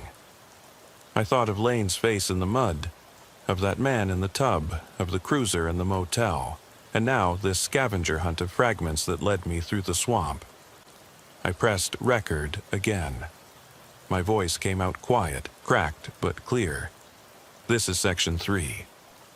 I don't know what's happening, but I'm going deeper. I'm going to find whoever that figure was, whoever those people in the photos were, and what happened to them. Because if I don't, they'll keep leaving pieces of themselves for me to find. And next time, it might not be a sock or a toy. It might be something I can't survive." I stopped the tape and sat in silence, feeling the weight of every case I'd ever taken, every truth I'd ever told, crushing down. Outside, the rain finally ceased, leaving only the distant call of swamp birds and a sky that threatened to clear. I rose, grabbed my gear, and walked toward the armory. 7 sections to go, and somewhere out there the answers were waiting, buried in mud, hidden in photos, whispered on tapes. And I'd chase them to the ends of the earth if I have to. I sat at my desk long after the station emptied, the glow from my computer screen painting my face sickly green. The Polaroids lay spread before me. One of the family on the boat deck, the toddler smiling in sunshine. Another of the victim in the tub, eyes closed like she'd drifted off rather than bled out. The muddy handprint. The picnic scene in the rain. I stared until my vision blurred. Somewhere between those images was a story I couldn't piece together. A thread linking that father, that daughter, the swamp, the cruiser, the motel room, and the vest, and the toys, and Lane. I pulled my chair toward the evidence locker and opened the sealed bag containing the tin box, the duck toy, the stacking cup rim, the sock, the life vest. I picked up the cup rim and turned it in my hand. It felt hollow, brittle. If those items were breadcrumbs, where did they lead? I decided to revisit the father in the photos. He had a name, I just hadn't found it yet. I ran a search on missing persons for any toddler in Dade County matching the pic's date stamp, or at least time frame. Nothing. I expanded my search statewide. Still nothing. The toddler's face in the photo was achingly familiar, like looking at an old memory I'd forgotten. An hour later, I was on my phone with the Florida Department of Children and Families. The clerk told me they had no active cases matching a missing toddler from the past 2 years in that region. I noted every denial, every blank stare, feeling the walls close in. I hung up and dialed Miami PD Homicide. Asked if any local families reported a missing child. No. I transferred to Edgewater Precinct. They checked again. No. Back to Homicide. No runs. The trail fizzled at the first spark. I drove out to the marina the next morning, Circuit Lakes Marina off Highway 27, the same place the family photo had been taken, I guessed. A circle of docks, boats bobbing in half-frozen dawn light. I paid the attendant $5 for an old surveillance tape from that pier's security camera. It took 2 hours to track it down. The old tapes get archived off-site. He handed over a dusty VHS labeled Doc A4, June 23, 2024. I thanked him, climbed back into my cruiser, and slid the tape into a portable player I'd smuggled out of evidence months ago. The grainy footage flickered to life. A late afternoon sun. Families milling about. A man holding a child. The toddler's sockless foot dangling. I rewound and froze the frame. The same child from the photo. I recognized the man's jacket. Dark canvas, the same as the vest I'd found, but no identifying patches. The woman, her hair in a ponytail, stood beside them smiling. They lingered by the railing, watched the water. Then the camera angle shifted. I saw the back of a worker's cap, light blue denim, stamped Cliffs Marine. I noted it, Cliffs Marine. I hit fast forward. The family boarded a small bowrider, engine idling. The toddler waved, then clasped something, a doll, maybe, in her tiny fist. The boat pulled away, motor coughing. Something dark floated past the hull, something long. I froze again. The object drifted alongside the boat for a moment, then sank. Was that a body? No, too slender. A log, number too smooth. I paused the tape and zoomed. A human arm. But flesh was a sick, plant-like green, mottled. I threw the player across the seat. It skidded with a ringing crack. My heart pounded so hard I thought I'd pass out. I tapped into CAD records and called the phone number for Cliffs Marine. Got an answering machine. I left a message. Detective Hale, Miami County PD, call me back about boating footage. Urgent. No answer by afternoon. I drove out to the docks. The office was locked, sign on the door. Closed for maintenance. A rusty padlock held fast. I circled the building, flashlight in hand, and peered through windows. The floor was swept clean, except for one dusty spot at the back, a set of footprints leading to a filing cabinet. I traced the prints, size 13 boots, smooth soles. I pressed my palm to the glass. They didn't match mine. I jiggled the lock. It held. I sighed, drank the rain off my face, and left a note under the door. Detective Marcus Hale, call me. I scribbled my number and tucked it behind the latch. As I walked back to my car, I felt eyes on me, like someone was watching from the corner of the lot. I spun around. Empty. Just the tall reeds swaying. A single egret landing on a piling. That night, I went to the motel where the tape had been found. Seaview, room 12. The door was barricaded from the inside now, police tape fluttering. I peeled it off and slipped inside. The carpet squished underfoot. The bed was neatly made, sheets crisp, nothing like the storm of wet clothes and suitcase I'd seen. I shined my light under the bed. No recorder, no footprints. Only one thing, a single Polaroid on the pillow, face down. I flipped it, the toddler. Her face twisted in fear, eyes wide. On the back, "Don't trust him," in shaky handwriting. I swallowed. I stumbled back to my cruiser, slipped the photo into my jacket pocket and pressed record on my notebook. My pen trembled as I wrote, Section 5. I'm chasing a family that may not exist on paper. I've seen them on tape, in photos, on motel pillows. A child who vanished from the dock, a dark shape trailing their boat, a voice whispering through static, "Don't trust him." Now, a warning scrawled on a Polaroid. Who is this family? Who betrayed them? And what am I risking by following their trail? I looked up, saw my reflection in the window, haunted, hollow-eyed. The recorder's light blinked, waiting. I pressed stop. That Polaroid burned in my pocket. I knew one thing, I couldn't stop now. But as I sat in the dark, I felt a presence at my shoulder. No movement, no breath, just the weight of watching. I turned, heart in my throat. Nothing but my own shadow stretching down the corridor. I couldn't sleep. My eyes stung, and even though the station's walls were silent at 3:47 a.m., my mind buzzed with fragments of that family.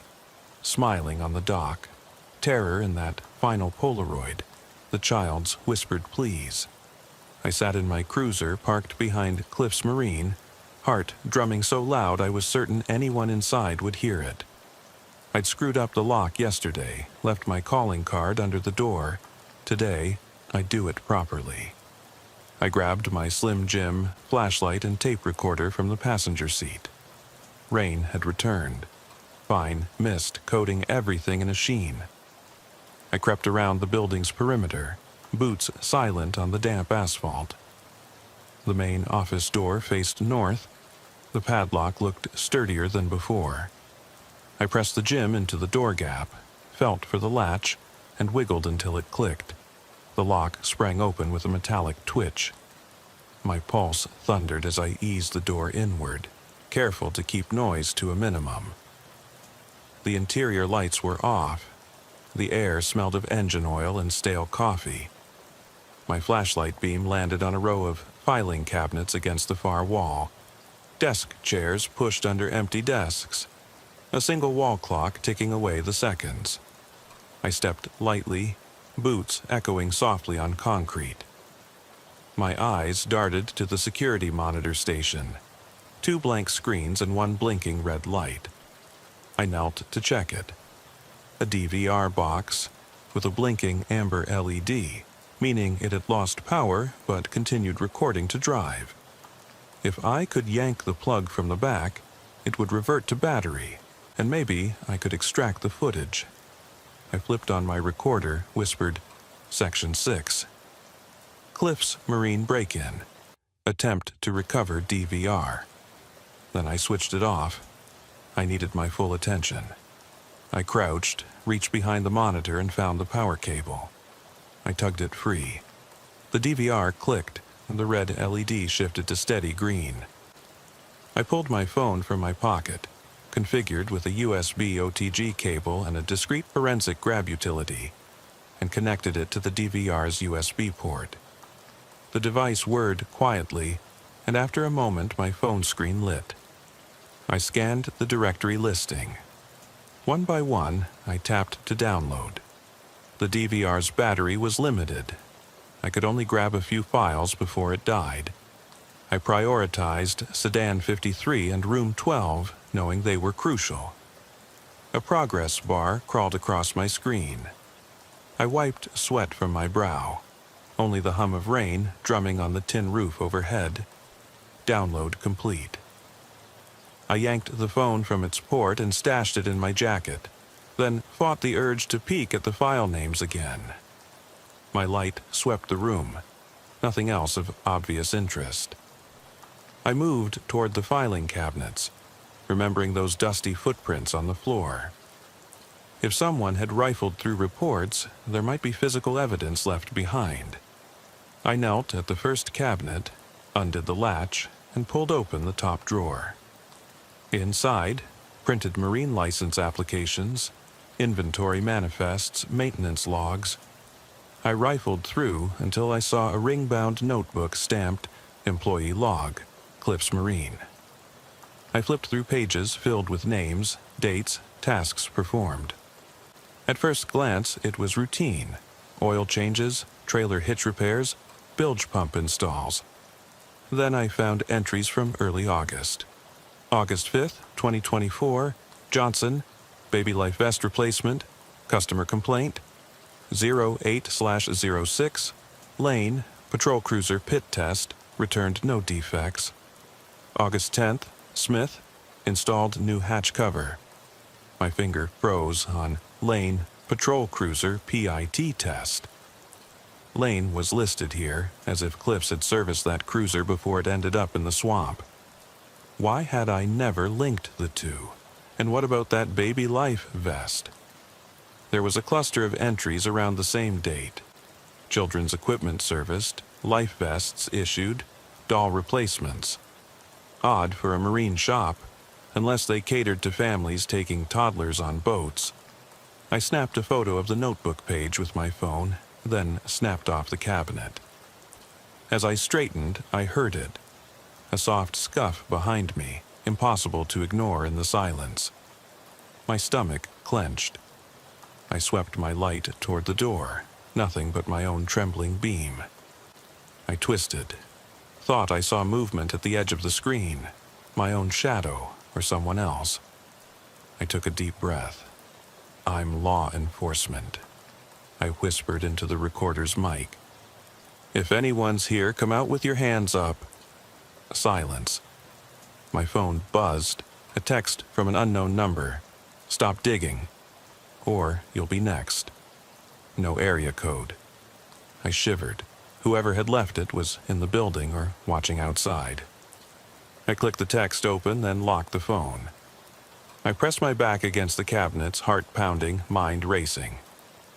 I needed to leave, and fast. But I couldn't walk out the way I came. It would be too obvious. I considered climbing out the front window, but it was barred. The emergency exit door was around the corner, but I'd have to cross open space. I toggled off my flashlight and listened.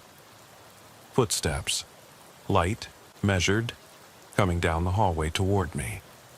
I felt for my gun, found it, and flicked the safety off. My recorder was in my other hand, light still blinking. I crept to the door and cracked it open enough to see the corridor. The dim glow of a street lamp filtered through a frosted glass panel at the far end. No figure, but I heard a soft breath, almost a whisper. I edged back inside, closing the door quietly. I counted steps to the far wall, then pressed my light against it. There, a locked door labeled Storage. I pulled the gym and tapped the latch. It gave way. I slipped inside, heart slamming, and ducked behind stacked boxes. The hallway light spilled in. I could see my own silhouette stretched across the floor. Footsteps drew nearer. I held my breath. The door creaked open. A figure stepped in. A man wearing a dark, hooded jacket, face hidden, hands gloved. He stopped mid-hall, scanned left and right. I flicked my light on, yelled, "Freeze! Miami County PD!" He paused, then bolted. I lunged out of the storage room, radioing, but my phone was useless here. No signal through thick walls. I chased him into the main office, stumbling over a desk chair, firing a warning shot into the ceiling. The reverberation cracked the silence like thunder. He skidded to a halt, then dove through the DVR room I'd just looted. I pursued. Gun trained on his back, but he was faster. He punched through a back door marked, "Employees only," then was gone. I slammed into the door, tried to follow, but it was locked from the other side. My flashlight beam shone through a small glass window. It was the alley behind the shop. A lone fog lamp flickered in the mist. I turned the handle. It wouldn't budge. I hammered on the glass and shouted, "Get down here!" No answer. I kicked the door, then saw footprints on the concrete beyond, size 13, matching the ones in the swamp.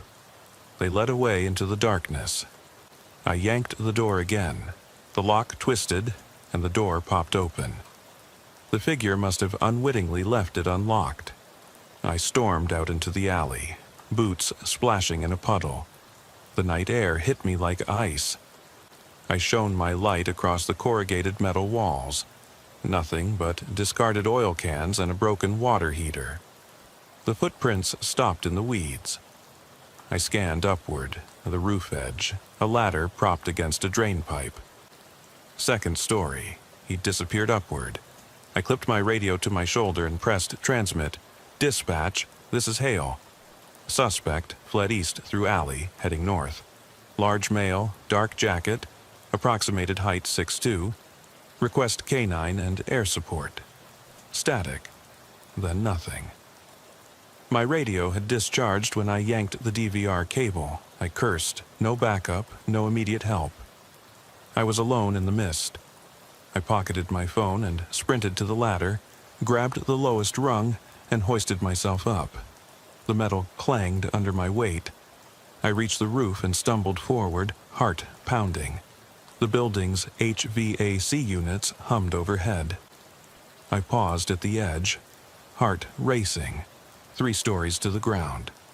I shone my light across the rooftops, rusted vents, pigeon droppings, an open skylight leading back into the office.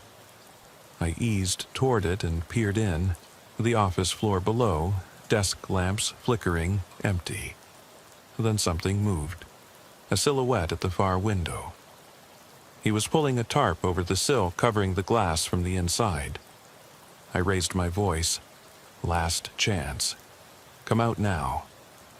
The silhouette froze, then withdrew into the room. I leapt across the gap, rolled, and landed in the office, flashlight sweeping. He'd gone. Again. My boots left wet prints on the carpet. I advanced slowly, gun ready. At the far wall, I spotted something. A map pinned to the corkboard, with strings of red thread connecting US 41 near the Everglades, the Edgewater apartment building, Highway 27 gas station, Seaview Motel, Circuit Lakes Marina, and now Cliffs Marine. Beneath each pin, a Polaroid tacked. Laying in the mud, the body in the tub, the duck toy, the baby sock, the stacking cup, the motel portrait, and finally that family photo. My blood ran cold. Someone had orchestrated all of this, mapped it, and left the trail for me. And they'd been here in my station, plotting while I chased puzzle pieces. I reached out, touched the thread. It vibrated under my fingers as if alive. A click behind me. I spun. He stood in the doorway, tall, hood fallen back, and I recognized the face. It was Sergeant Thompson. His uniform shirt was tucked neatly, badge gleaming. His eyes were cold. "Detective Hale," he said, voice low. "You've done well following the breadcrumbs." My heart hammered. "You... why?" He smiled, but it didn't reach his eyes. "Because you're the one I need to finish the job, and you've proven you can handle it." I raised my gun. "You're under arrest." He shook his head. "No, Marcus, you're exactly where you belong." He stepped forward, hands empty, calm. Outside, rain began falling hard again, rattling the rooftop. I glanced at the map, pins and photos connecting the missing girl, the deaths, the toys, a map to vengeance. Sergeant Thompson tilted his head. "This ends tonight. You either join me or become one of the pins." I swallowed, chest tight. My mind raced. There was no backup. There was no escape. and if I refused, he'd drown me in the swamp and pin me next to Lane. I braced myself, finger on the trigger, ready for the choice that would define me. I didn't hesitate. My fingers squeezed the trigger guard, every muscle screaming to end this. Thompson's lips curved into something like approval as he raised a hand, palm open, walking forward with that calm predator's confidence painters warn against in portraiture. I braced myself, thinking of Lane's hollowed eyes, the young suspect in the tub, the silent cruiser and its squeaky toy, every lost soul that had led me here. "Stay back," I hissed, shotgun voice rasped. "I'm done chasing shadows." He stopped 10 feet away, hands still empty. "Good," he said, "because this shadow needs illumination." He flicked a switch on his belt. Behind me, sirens tore at the quiet. K9, air support, half the county racing here. I felt relief flood me, then panic. Was that what Thompson intended? To lead them here, to show me off like a trophy? He stepped aside, gesturing at the corkboard. "Take a look." I spun toward the map. The red threads had multiplied. New pins marking my home, the precinct hall, my daughter's daycare. I froze. My daughter's daycare. Thompson's voice was ice. "Your little girl went missing 6 months ago.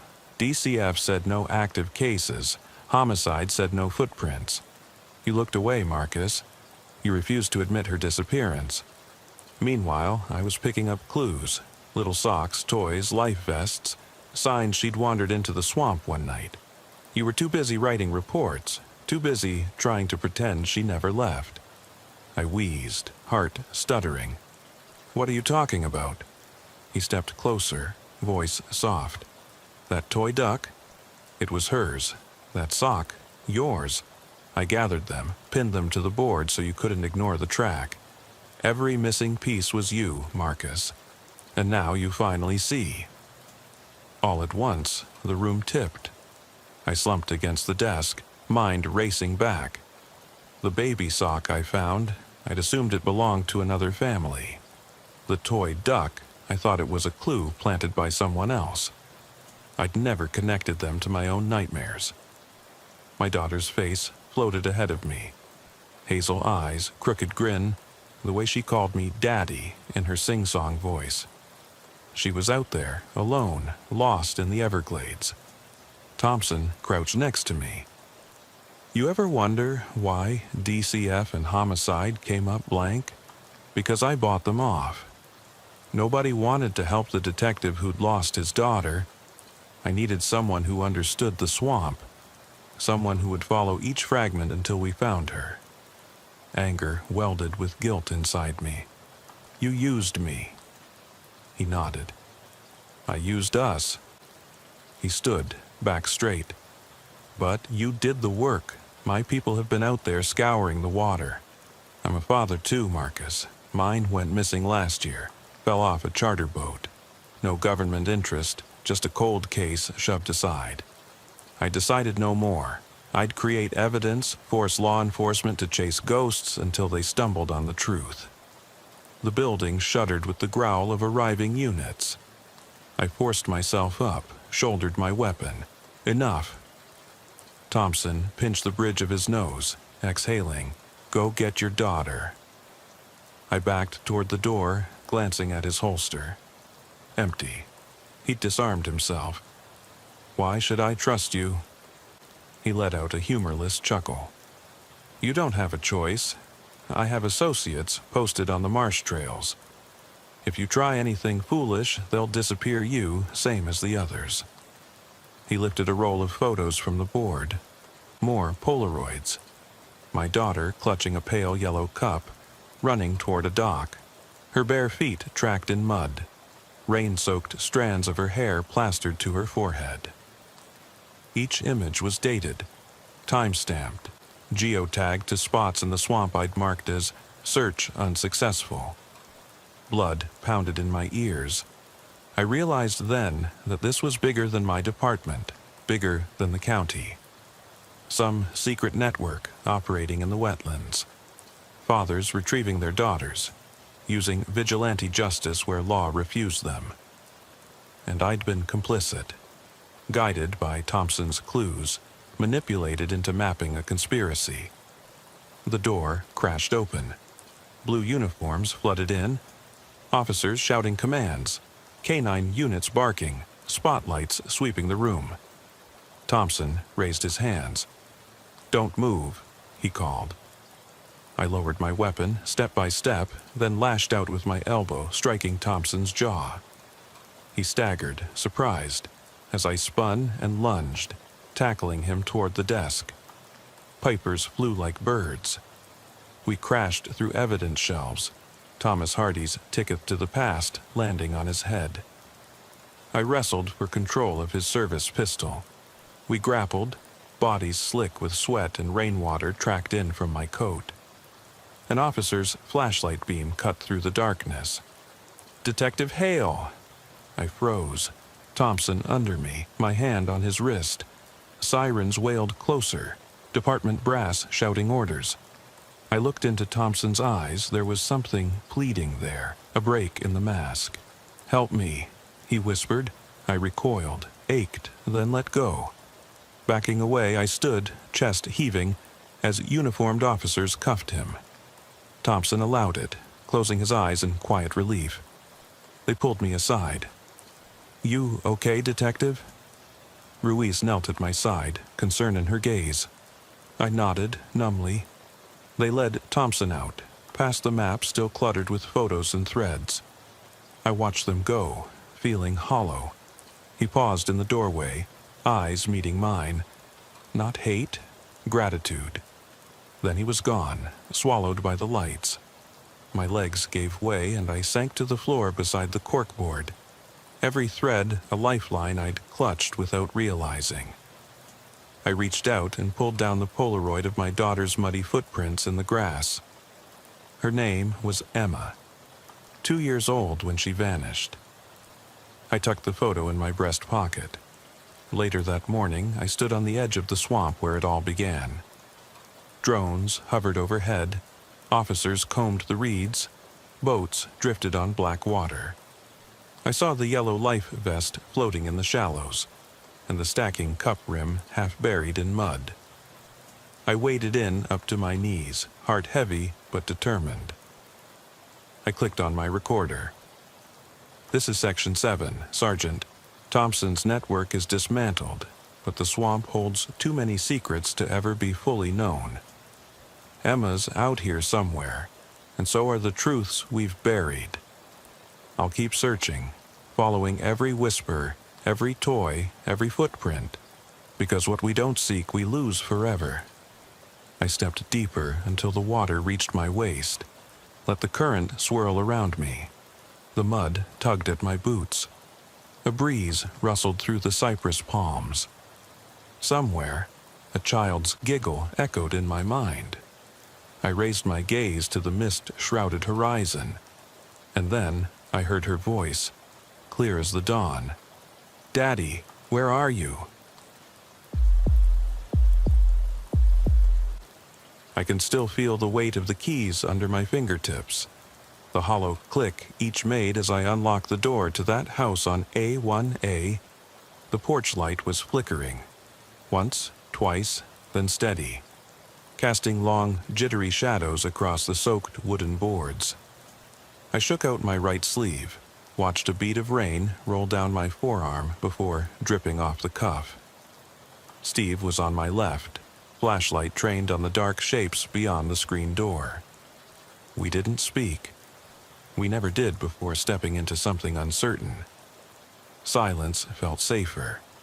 When I pushed the door open, the scent of salt and mold washed over me, damp as if it had been breathing inside the walls.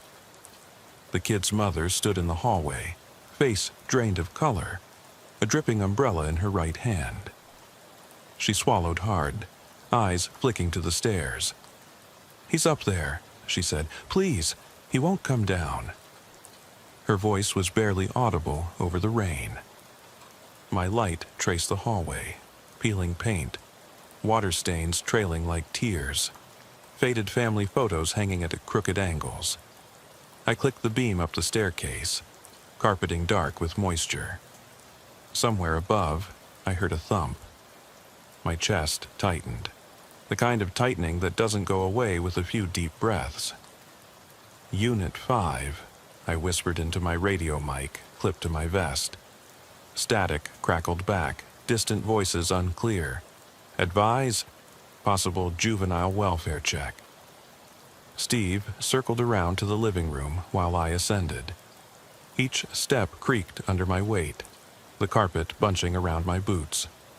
At the top, I hesitated. The hallway stretched out like an empty tunnel, doors on either side, the last one at the end slightly ajar. Light spilled from beneath, making a thin line across the warped floorboards.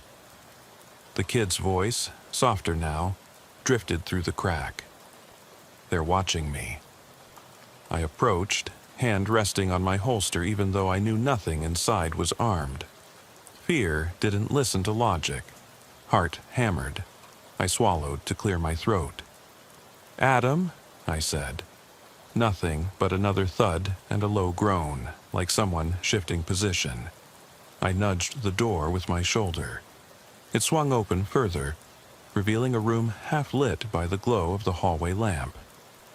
Shadows danced across the far wall, motes of dust swirling in the beam of my flashlight. A single twin bed sat against the left wall, sheets in disarray, mattress soaked around the edges. Books and toys littered the floor. I caught sight of a plastic fire truck, wheels spinning slowly in a puddle of water. "Adam," I said again. My voice sounded too loud. Footsteps behind me. Steve, his rifle lowered but ready. He flicked on his own light, scanning the closet door I'd just passed. The molding around it was warped and bulging slightly, like it had absorbed too much water and decided to reshape itself. I set my light on the kid's desk, saw the open laptop with a paused video, static hiss, black screen. Next to it, a phone face up, endless missed calls glowing. I stooped to pick it up, screen cracked, but the home button still showed a blinking voicemail icon. I opened the app. 49 unheard messages, all from the same number. One new voicemail from 2 hours ago. I hit play, just heavy breathing. Then nothing but silence, followed by a metallic click. Another thump from the other side of the room, behind the closet door. Steve's head jerked in that direction. He tapped my shoulder, mouthed, "Closet." I nodded, holstered the phone, my glove brushing the grip of my weapon. We moved together, fluid motion from years of training.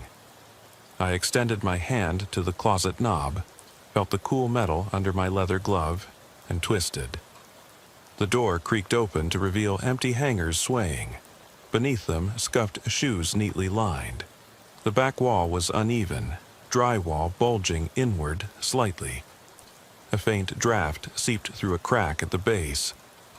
I crouched, scanning with my flashlight, nothing but pipes and insulation. My breath caught when I saw faint scratch marks along the bottom edge, as if someone clawed from inside. Tiny fragments of whatever lay in the crawl space dusted the floor. Steve reached past me, touched the drywall with a fingertip. It shifted, easy, like paper. My hand shot up, ready to chip, but just then Steve pulled it back. "Don't," he breathed. He withdrew a small metal pry bar from his pocket, wedged it between the seam. Metal groaned. I felt my heart stutter. He pried carefully, inch by inch, until the panel swung open on rusty hinges. That inexplicable detail stuck in my mind. Hinges you didn't find on modern drywall. The space beyond was small. Darkness folded back into itself. The air was oddly warm, humid, like a living animal breathing. I flashed my light inside. Tangled wiring, lengths of rubber tubing coiled against the back wall, and then I saw it. A face pressed against the interior plaster, eyes wide, bone white, lips parted in a silent cry. I jerked back, breath catching in my throat. Steve cursed under his breath, trained his light back on the shape. 3 faces stacked one above the other, noses flattened, eyes gleaming like wet stones. Before we could react, the closet door slammed shut behind us, not with a crash but an abrupt click, like someone whispered, "Done." I slammed my shoulder into it, locked. My flashlight skittered across the floor, beam dancing over the bed frame legs. I saw Steve raise his rifle, hammering at the door with frantic shots. 2 muted pops that echoed hollowly. Then silence. No rustling behind the wall, no sound of metal hinges. Just the storm outside drumming on the roof. Adam's mother burst in, screaming, "Please, please, my baby's in there." Steve spun, his rifle swinging past me. I lunged for the door, pried at the latch. It gave way without resistance, swinging open just enough to let us see the inside. Emptiness. Bones splintering from some cheap construction. No faces, no wiring. Nothing that explained the weight, the warmth, the press of bodies against the plaster. Adam was gone. I found him in the front yard, curled in a muddy puddle beneath the porch. He stared at me with blank eyes, mouth opening and closing like a fish. I scooped him up, rain sliding down my neck, soaking the collar of my uniform. His clothes were torn, his skin smudged with dirt and something I couldn't place. He pointed behind me, whimpering, "They were here." I turned. The closet remained shut, the molding pressed flush. The front windows reflected our faces, rain-smeared and uncertain. I wanted to ask Steve if he saw it too, but he was already on his radio, calling for paramedics. I carried the kid to the porch, each step muffled by the storm's roar. That night, in the report, we claimed a runaway. A frightened child seeking escape. Standard procedure. No mention of the wall, the faces, the way the wood felt alive under my palm. No note about the shattered phone, the endless voicemails. Down at the station, they filed the report and moved on, pens scratching on clipboards. But I couldn't move on. Weeks later, I sat in my dry office, rain still throbbing against the window, and I found a scrap of drywall still stuck under my fingernail, thin, pale, like an eyelid. I dropped it into my desk drawer, beneath the false bottom of my personal lockbox. Sometimes, when the storm's heavy, I open the drawer and hold it up to the light. In that translucent bit, I see the imprint of something. Curved ridges, like the cradle of a skull. And every time, I hear the softest whisper, just on the edge of hearing, "Detective, come back." I settle back into my chair, bruised and wet, the storm's final echoes fading into a soft drip from the ceiling tiles. The rest of the night blurs. The paramedics' faces, the mother's relieved sobs, Steve collapsing against the desk in the break room, head in his hands. We file the runaway report before dawn, sign our names, and walk out under a pale gray sky that feels like synthetic daylight. But the weight in my gut won't lift. That afternoon, I can't stay at home. My apartment feels wrong, every wall too close, every corner suspicious. I drive south on A1A, past the pier, past the boarded-up motel where I first heard breathing in the ceiling. My cruiser's radio is off. Rain-slick asphalt glistens in the waning drizzle. I pull into the empty lot across from the kids' house and sit, engine idling, staring at the squat bungalow through the chain-link fence. I watch for movement, anything that might argue against normalcy. The air smells of salt and decaying seaweed. I close my eyes, inhale, and in that moment hear a faint knock, not on glass but wood, as if someone rapped from the inside of the walls. My blood runs cold. The knock comes again, timed, deliberate, as if signaling hello. I slam my palm to the steering wheel, nearly cracking the plastic horn cover. Then nothing. I shake my head, start the car, and pull away without thinking. But something in the rearview catches my eye. Black-clad figures pressed against the living room window, staring back. I slam on the brakes. The figures vanish, and the window reflects only my own eyes, wide and unblinking. Later, at the station, I throw my gear into my locker, but my hand hesitates on the moldings. Fingernails still jagged with bits of that drywall scrap. I thumb through the evidence cabinet, heart racing, and pull out the clear envelope labeled Adam's House, panel fragment. I stare at it, through the plastic, translucent filigree of paper-thin gypsum, etched with grooves like half-formed fingerprints. I peel it open, let it rest on my palm, and trace the ridges. Something inside me twists. Fear? Guilt? Curiosity? I can't tell. I slide it back in and seal the envelope. I don't log it. I don't tell anyone. By nightfall, sleep evades me. I toss and turn, mind replaying that closet opening. 3 faces, bare and pale, pressed so close their cheeks merged with the drywall. I feel their breath on my neck. I reach out in the darkness and clamp my hand around the drawer pull at my bedside table. Under the false bottom, I retrieve the fragment again. My fingers tremble. I press it to my face. I swear it hums, like a tuning fork vibrating in air. I jerk my hand away, drop it back in the box, and fall into restless half-sleep. When dawn arrives, I'm already up. I shower, dress, and head out without breakfast.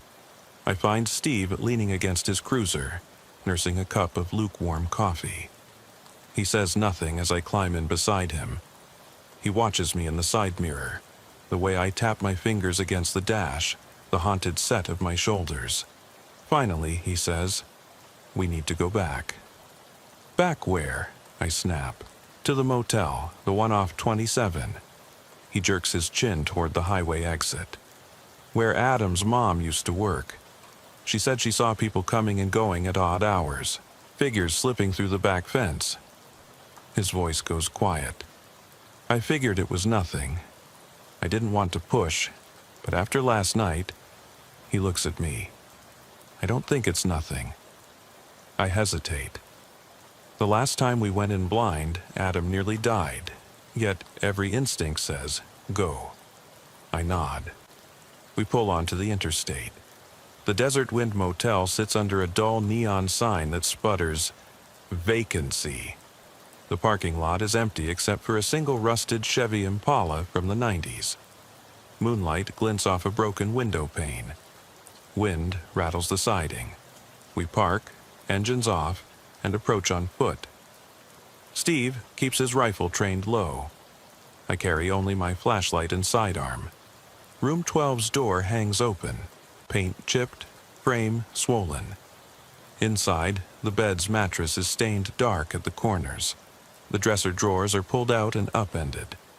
I flick my light across the nightstand. A Polaroid photo, corners curled, lying face down. I flip it. The 3 faces from the closet, mouths moving, though no sound. I slam it back down, light bouncing across its glossy surface. "He didn't live here," I whisper. "Why is this here?" Steve scans the bathroom. The mirrors cracked, tile floor caked with mud. He kneels, shining his beam at the toilet.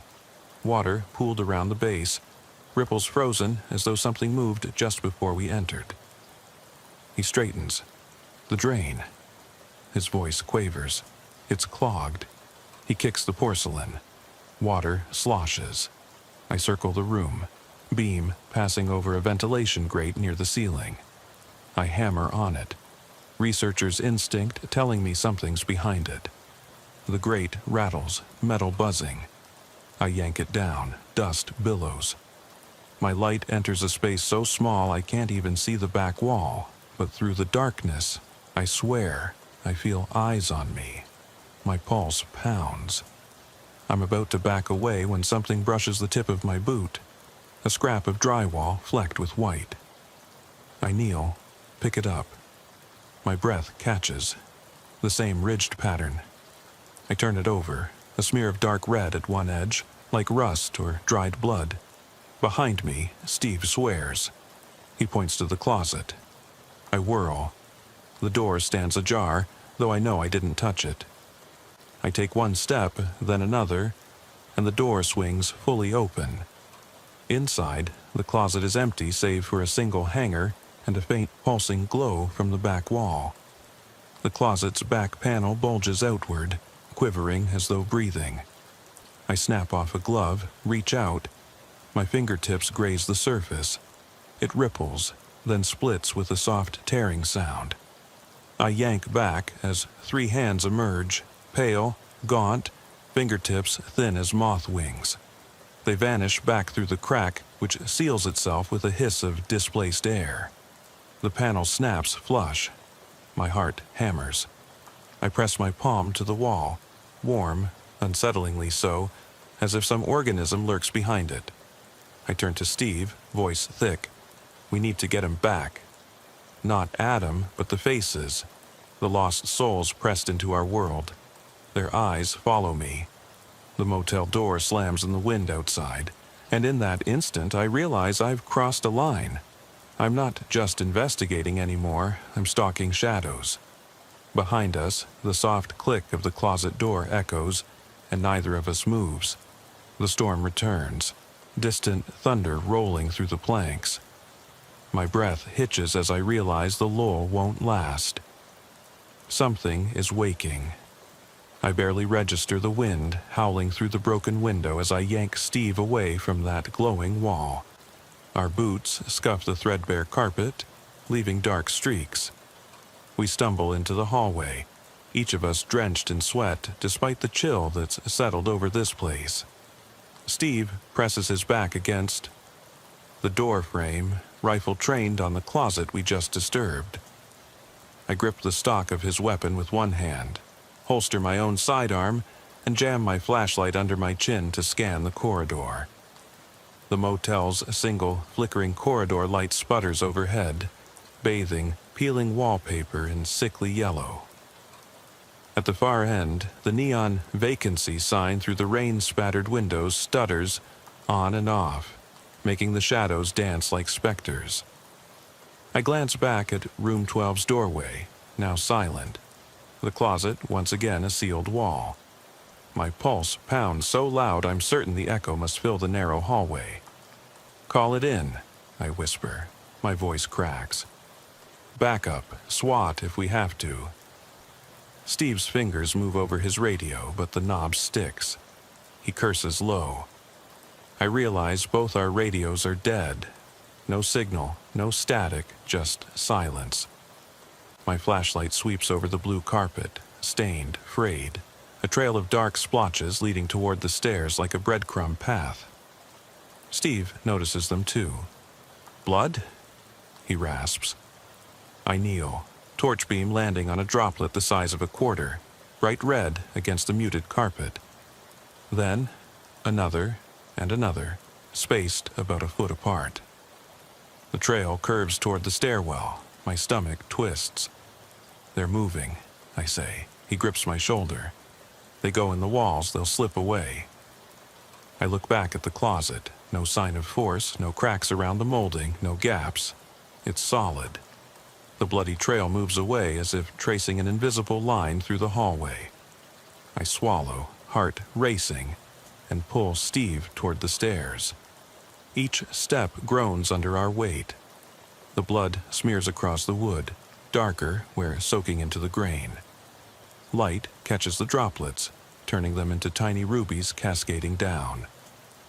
At the bottom, the lobby's desk is half collapsed, papers strewn across the broken tile. A single overhead lamp still glows, humming with low throb.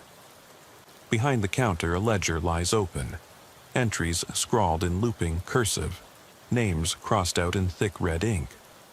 I flick through. Dozens of guests, rooms 1 through 16. Room 12 is at the bottom, highlighted with a shaky circle. Beside it, a note in the same red ink. "Do not wake them." My breath catches. Steve lifts a chipped, dust-covered bell from the desk, examining its tarnished surface. "They meant this," he whispers. "What do you think that means?" I ask, voice taut. He doesn't answer. Instead, he points to a door at the far right, staff only, its paint blistering. The hinges are loose, rattling on the wall. We slip through without pushing. The door swings open to reveal a narrow utility corridor, cluttered with mops and trash cans. The walls here are raw plywood, water-stained. A crawlspace entrance at the end gapes open, darkness yawning below. I drop to my knees, shining the beam inside. The opening is just big enough to fit a person on hands and knees. Damp air exhales from the void, smelling of rot and chemicals. The plywood around the opening is scored. Deep grooves like nails were used to widen it. My pulse spikes at the thought of what might have been dragged through. "Ready?" Steve asks, pulling a short crowbar from his coat pocket. I nod and hand him my flashlight. He pries at the edge while I shine the beam. The panel cracks free with a splintering sound. As he swings it aside, the crawlspace yawns open to reveal a narrow tunnel sloping down.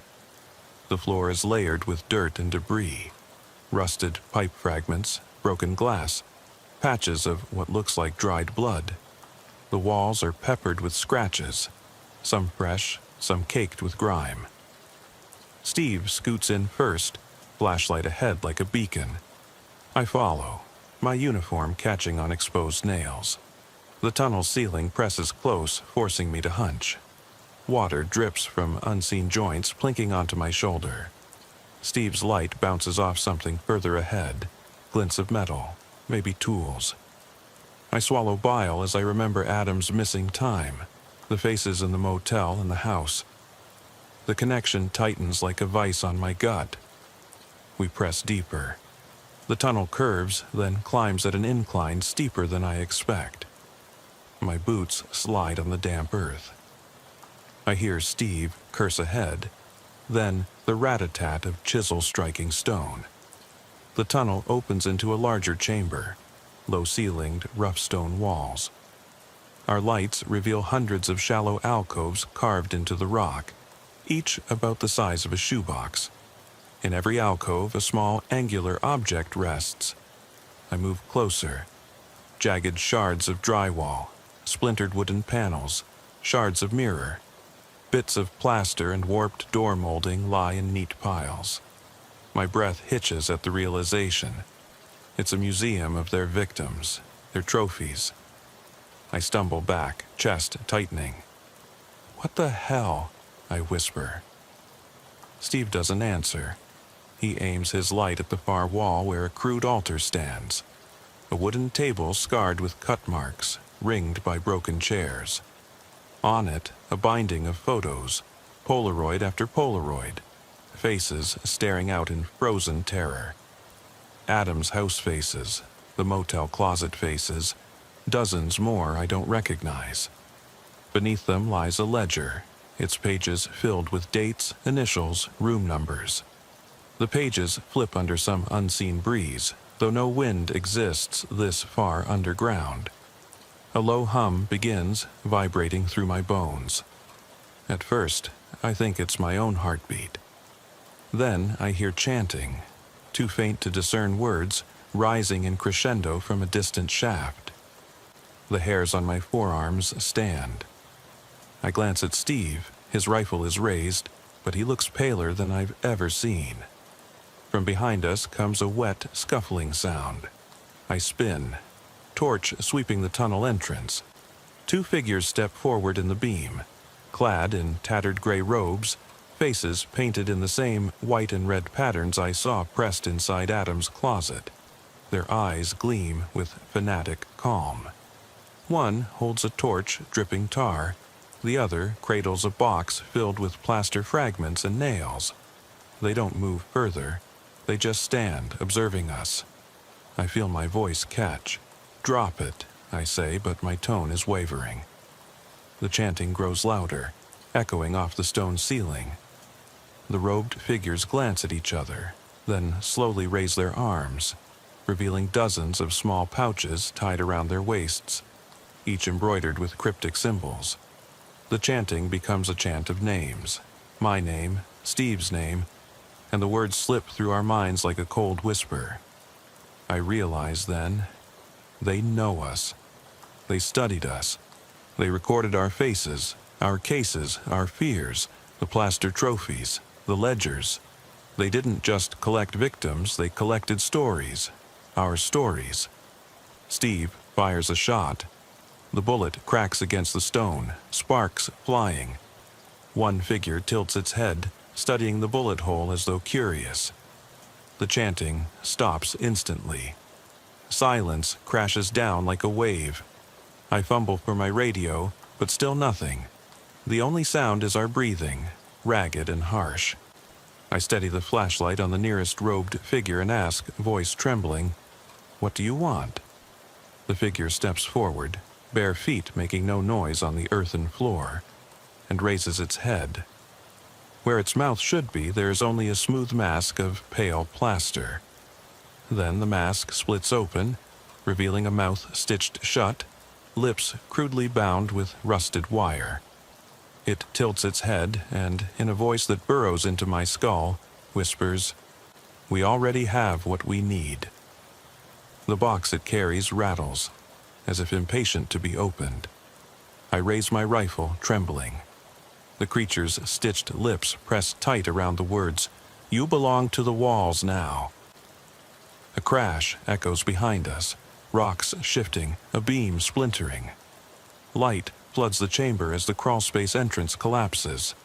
Debris rains down. I tackle Steve, sending us sprawling. The robed figures vanish into the shadows, torchlight snuffed out. We scramble to our feet, coughing as dust fills the air. The chanting starts again, distant, like voices trapped between layers of rock. The plaster photos on the altar flutter, pages tearing free and swirling like dead leaves. I grab Steve's arm. "We get out, now!" He nods, eyes wide with something I recognize, terror.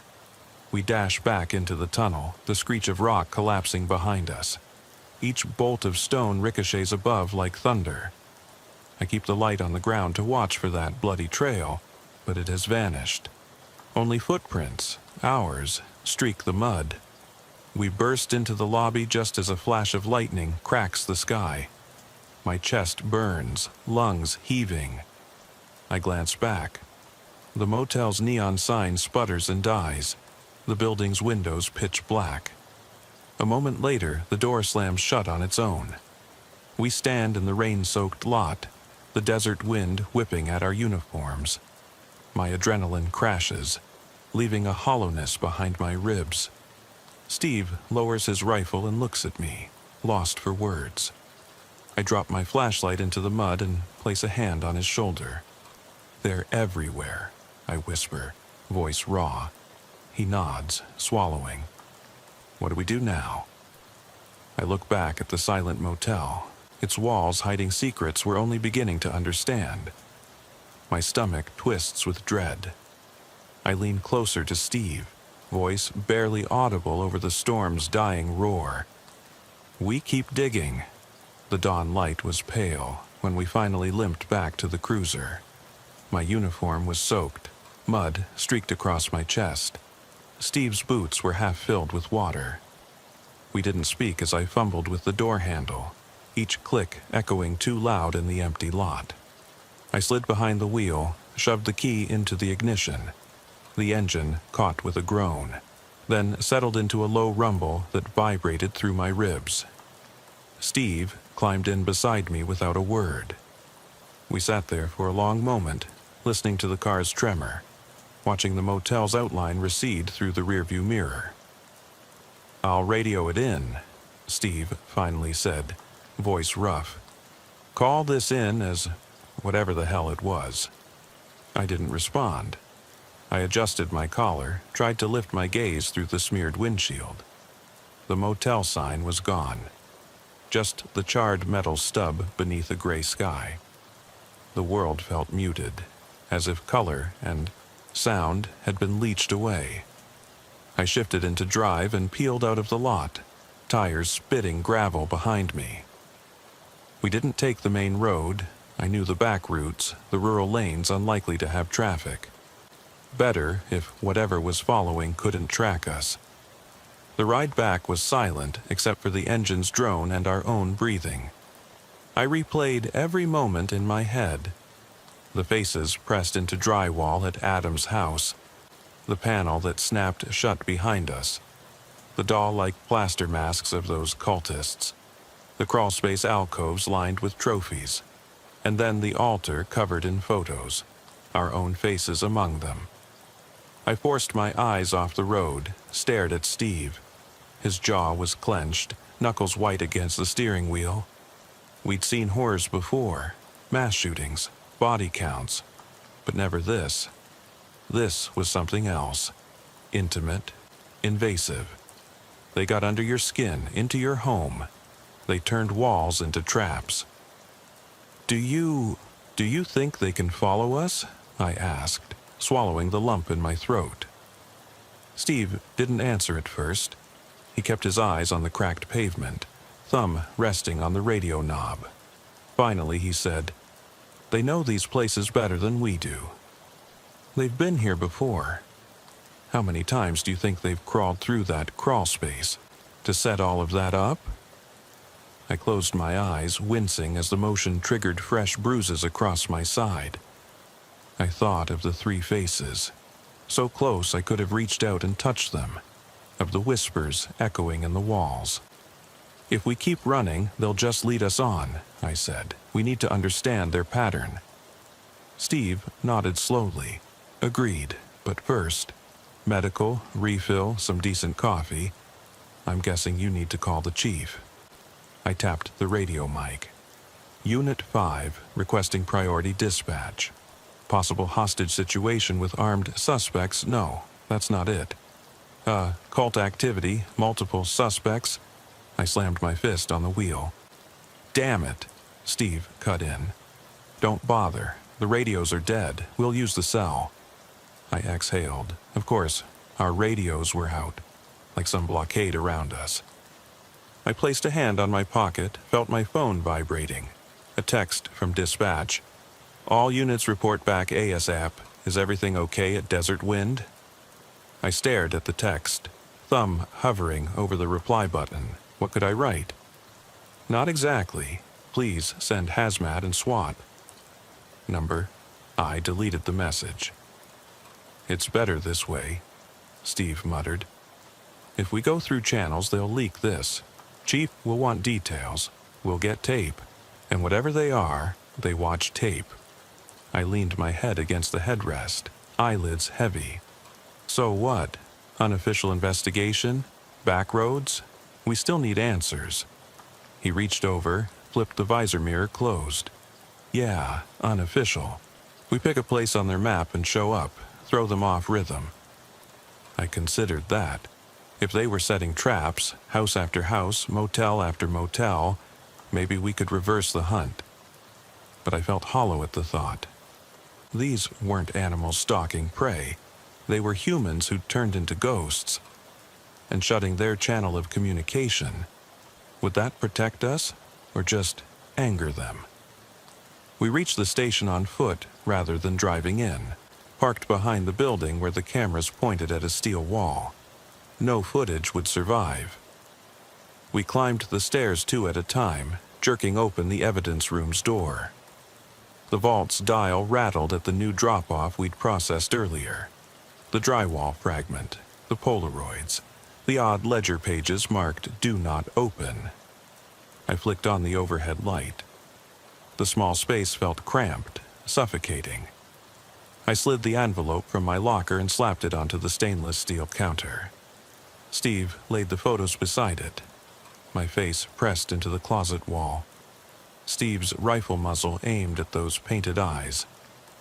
Polaroids from room 12, from Adam's house, from the motel. I stared at myself in the glossy prints. My reflection cracked by the flash, eyes wide with fear. "Can't keep this secret," Steve said, voice low. "Somebody needs to know." I picked up one photo. Adam's terrified eyes looking past the closet door, mouth frozen wide. "Who? Chief? Internal Affairs? Journalists?" Steve dropped his gaze. "Maybe someone outside the department, a reporter you trust." He met my eyes.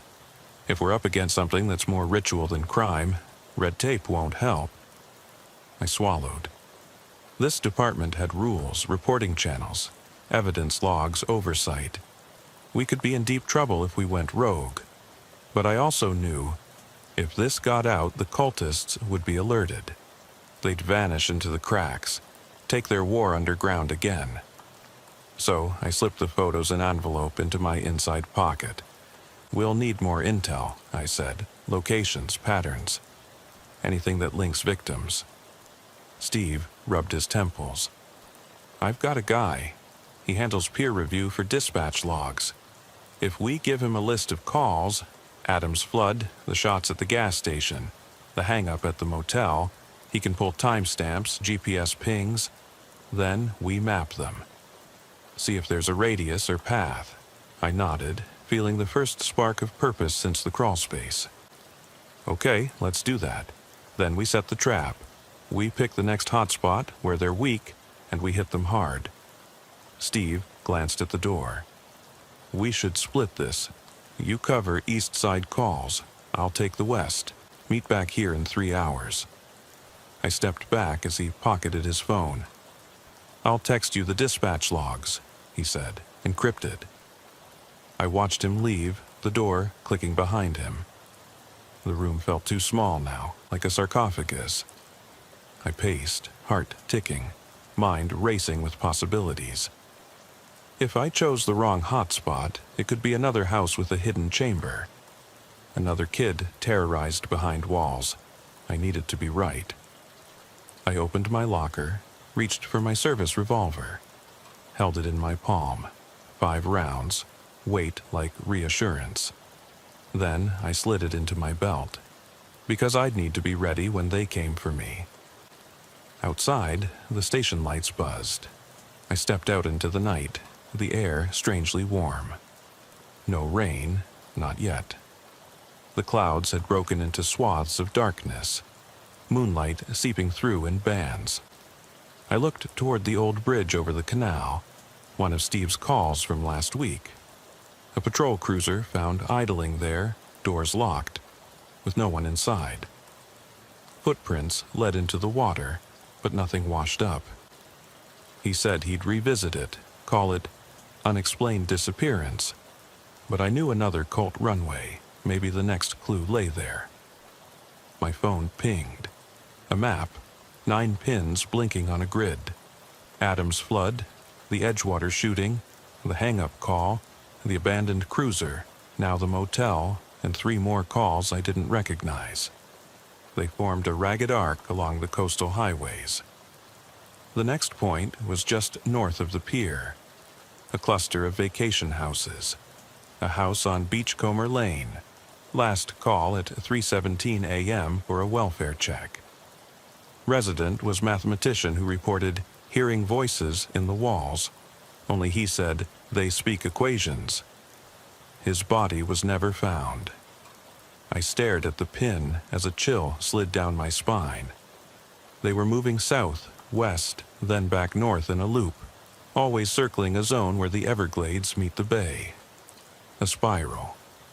I tapped the northern pin, Beachcomber Lane, and zoomed in.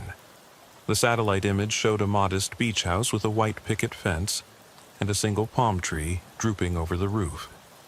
Too ordinary. Perfect. I locked the phone, slid it into my pocket. I exhaled, the tension in my chest shifting to steel. I'd been hunted, now I'd hunt back. The horizon flickered with distant lightning. No thunder yet, but rain would come. I glanced at the sky, clouds rolling in like an army. Tonight I'd stake out the next hotspot. I'd wait in the dark, listening for the scuff of boots in drywall dust, the whisper of chanting through the walls. And when they surfaced, I'd be ready. because this spiral ends where it began, beneath the surface in the spaces we ignore. And I won't let them vanish again. We rolled up to the Beachcomber Lane house just past midnight. The sky was a bruise of heavy clouds, the moon a sliver behind ragged edges. I parked 50 yards down the beach access, shuddering as salt wind carried the cry of distant gulls. Steve stayed with the cruiser, rifle angled across his lap. I grabbed my flashlight, my sidearm, and a small kit of tools. Crowbar, spare batteries, tape recorder. No radio signal, nothing but cell service patchy along the shore. I approached on foot, boots sinking in damp sand, leaving prints that were quickly erased by wind and tide. The house stood quiet. Weathered clapboard siding, paint peeling in sheets, a solitary porch light casting a weak halo. The picket fence sagged where the post had rotted away. I checked the front door, unlocked. That was suspicious. Most people lock their doors at night. I eased inside. The air hit me immediately. Warm, stale, tinged with mildew and something coppery. My flashlight beam carved across a small entryway, mat scattering sand, hallway leading back toward living spaces. The floorboards creaked under my weight. I moved slowly, listening. Nothing but the distant lap of waves. I swept the light through the living room. Upholstered chairs faded and empty. A fireplace cold and sooty. Family photos on the mantel. All smiling eyes looking past me. I didn't touch a thing. Ahead, the kitchen door stood ajar. I clicked on the tape recorder. Detective's log, 0302 hours. No sign of immediate hostiles. Proceeding. I hit record and smiled at my breath in the lens. It sounded too clinical, like a training drill, but every tool mattered now. I stepped into the kitchen, linoleum floor stained, sink piled with dishes, a single mug cracked in half. On the counter, a spilled bag of flour dusted the surface like chalk. Handprints smeared it. Small, wide, smeared with grit. I knelt, traced one print with a gloved finger. Tiny ridges. Not atoms, smaller than mine, but too big for a child younger than 10. A soft creak behind me made me spin. Nothing. I shone the Zabal light at the pantry door. Closed. I moved toward it, thumb high on the crowbar. Paused. I reached for the knob. It swung open. Inside, shelves were neatly stacked with cans that rattled when I touched them. But at the back, I noticed the drywall wasn't flush. The pantry's wall bulged in a perfect rectangle, low to the ground. I knelt and probed the seam. It gave way under slight pressure, just like before. My pulse spiked.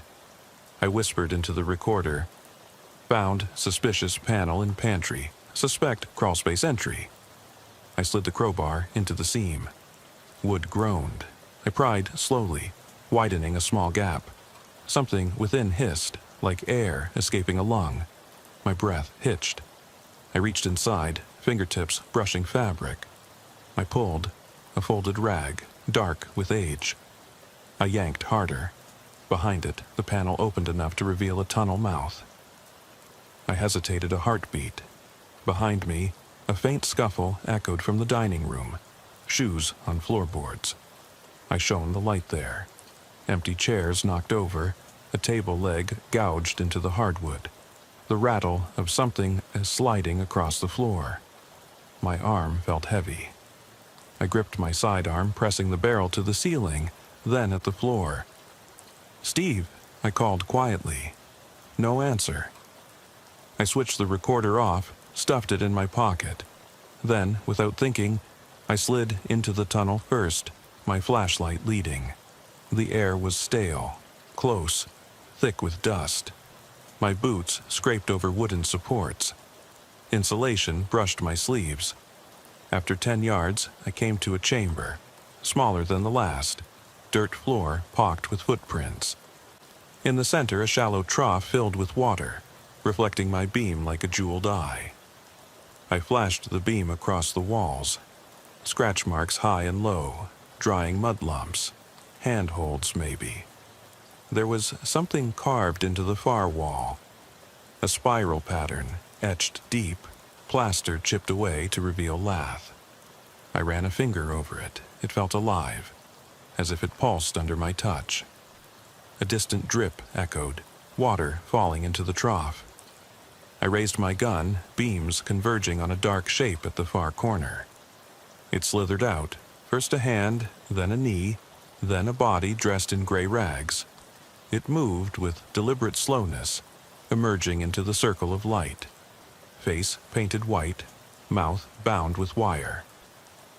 I recognized the pattern, the same cult mask from the altar. It raised one hand in a slow wave. I swallowed, mouth dry.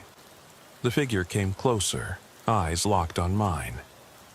I fired. The shot rang in the confined space, echoing as the figure staggered, dropping to its knees. Black fluid seeped from beneath the mask. I fired again, a second shot. The body collapsed forward, mask shattering, revealing skin pale and translucent. I knelt, heart hammering, and unmasked it fully. Beneath lay the flayed remains of something inhuman. No eyes, just smooth hollows dripping fluid. Its jaw hung agape in a silent scream. I slid back, retching. The creature's body dissolved into ash at my feet, drifting away on a swell of cold air. The trough's water drained into the floor, leaving the dust weeping brown trails. The spiral on the wall pulsed, glowing faintly, like embers. My flashlight's beam darted past the creature's hideaway. Another shape moved toward me. I whirled, raising my gun, but it was Steve, his face streaked with mud and sweat, eyes wild. "Detective, get out now!" He grabbed my arm. "They're coming!" A rumble shook the tunnel. Dust fell from joists above. We scrambled back the way I came. The passage contracted, walls closing in like jaws. My chest tightened. I could hardly breathe. Steve led, crowbar dragging behind him. We crawled on hands and knees, kicking loose nails and debris to slow the closing walls. Each second the tunnel shrank, hinges and rails bending toward us. We tumbled into the pantry, slamming the panel behind us, just as the walls collapsed into the crawlspace entrance with a thunderous crack. Flour dust plumed around us, settling on my hair. We stared at the sealed panel, chests heaving. "I thought you radioed for backup," I gasped. He shook his head. "No signal. I came looking when I lost you on my phone's tracker." He pressed his ear to the panel. Nothing but silence. I wiped flour off my face. "They triggered it." "Yeah," he said, voice hollow. "And now they know we're here." I glanced at the front door. The sand outside was undisturbed. No tire tracks, no footprints. Just wind-blurred shoreline. The house was a tomb of secrets. I checked my watch, 0357. We'd been underground for 10 minutes. Already the tide would be creeping up the beach. Daylight wouldn't matter. These cultists were creatures of the dark. I met Steve's gaze. "We need to end this," I said.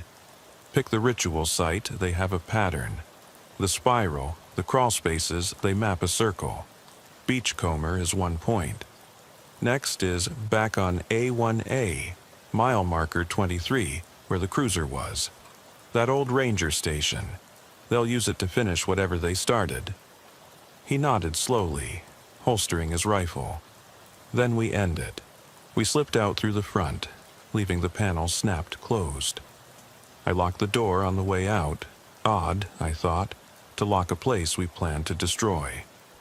We ran barefoot across the sand, plunged into the water to wash the flour from our shoes and ankles, let the chill tighten our senses. On the drive back to the mainland, I plotted the coordinates in my mind. Ranger station at 23, Edgewater Drains, Motel, Beachcomber Lane. The spiral tightened toward the Everglades. And at the center, the old outlaw hunting lodge none of us ever reported because it wasn't on any map. By the time we reached the ranger station, the sky was lightening. We parked in the shadow of cypress trees dripping with Spanish moss. The ranger station cabin was shuttered, windows boarded. I pulled on gloves, Steve loaded his rifle. We approached quietly, flashlights muted. The ranger gate was unlocked. We stepped inside. The air was cool, musty. Inside, the ranger's desk held scattered logs, reports of missing boats, vanished campers. On top lay a ragged book bound in leather, etched with the spiral. I picked it up. Pages sprang open on their own, revealing names, victims, dates, nearly 100 entries. And then, at the bottom, our names, just initials next to blank spaces. I looked at Steve. They're marking us. He swallowed. It's not just a ritual, it's a ledger. They're adding names. We heard it then. A low chant rising through the planks beneath our boots. Not outside, but inside the walls. The station's logs rattled, the boards groaned. My heart lurched as I realized we weren't hunting them. They were hunting us, collecting us into their ledger, weaving our stories into their walls. I raised the book. The spiral on the cover seemed to writhe under the flashlight's beam. I snapped it shut, tucking it under my arm. Steve whispered, "You ready?" I nodded, voice tight. "Let's burn it." He nodded back. We tipped over lantern oil from the shelf, doused the logs in the book. I struck a match. Flame licked the pages. The chant rose to a roar, echoes cascading through the cabin, as if the walls themselves wailed. The wood caught. I backed away. We watched as the station became engulfed in firelight, the spiral dancing on the walls in orange flicker. The ritual lodge went dark, the flames illuminating empty windows. As we turned to leave, I lost Steve in the glow. Then I felt it, my recorder vibrating in my pocket. I pulled it out. A single file named Section 8. I hit play. My own voice whispered, "Detective, come back." I snapped off the recorder. The chant faded, the spiral burned, and I realized with a cold certainty that this story was far from over. What if my last confession was just the first verse? The firelight danced across the pitted pine planks as we finally stumbled out of the ranger station, lungs hollowed by smoke, and nerves frayed like barbed wire. Steve's boots crunched on the scorched earth, the air thick with ash drifting like sooty snow. Behind us, the cabin's walls groaned and collapsed. The spiral carved into its timbers burning bright before collapsing into glowing embers. We didn't wait to watch it burn down to skeleton. The smell of char and curse chased us away faster than reason could keep pace. We plunged back into the swamp's edge, boots sinking into wet muck where moss hung limply from cypress limbs. Dawn was coming, stars fading, the sky bleeding pale blues and grays. I kept the ruined leather journal clutched under my arm, its scorched cover cracked but defiantly intact, pages singed at the edges like the margins of our own lives. Each name scratched inside carried weight. Victims, cultists, and now our initials beside that final blank line. I looked to Steve, his face rigid beneath grime, blood dried along his jaw, eyes haunted and unblinking. We had destroyed a ritual site and a ledger, but we hadn't destroyed them.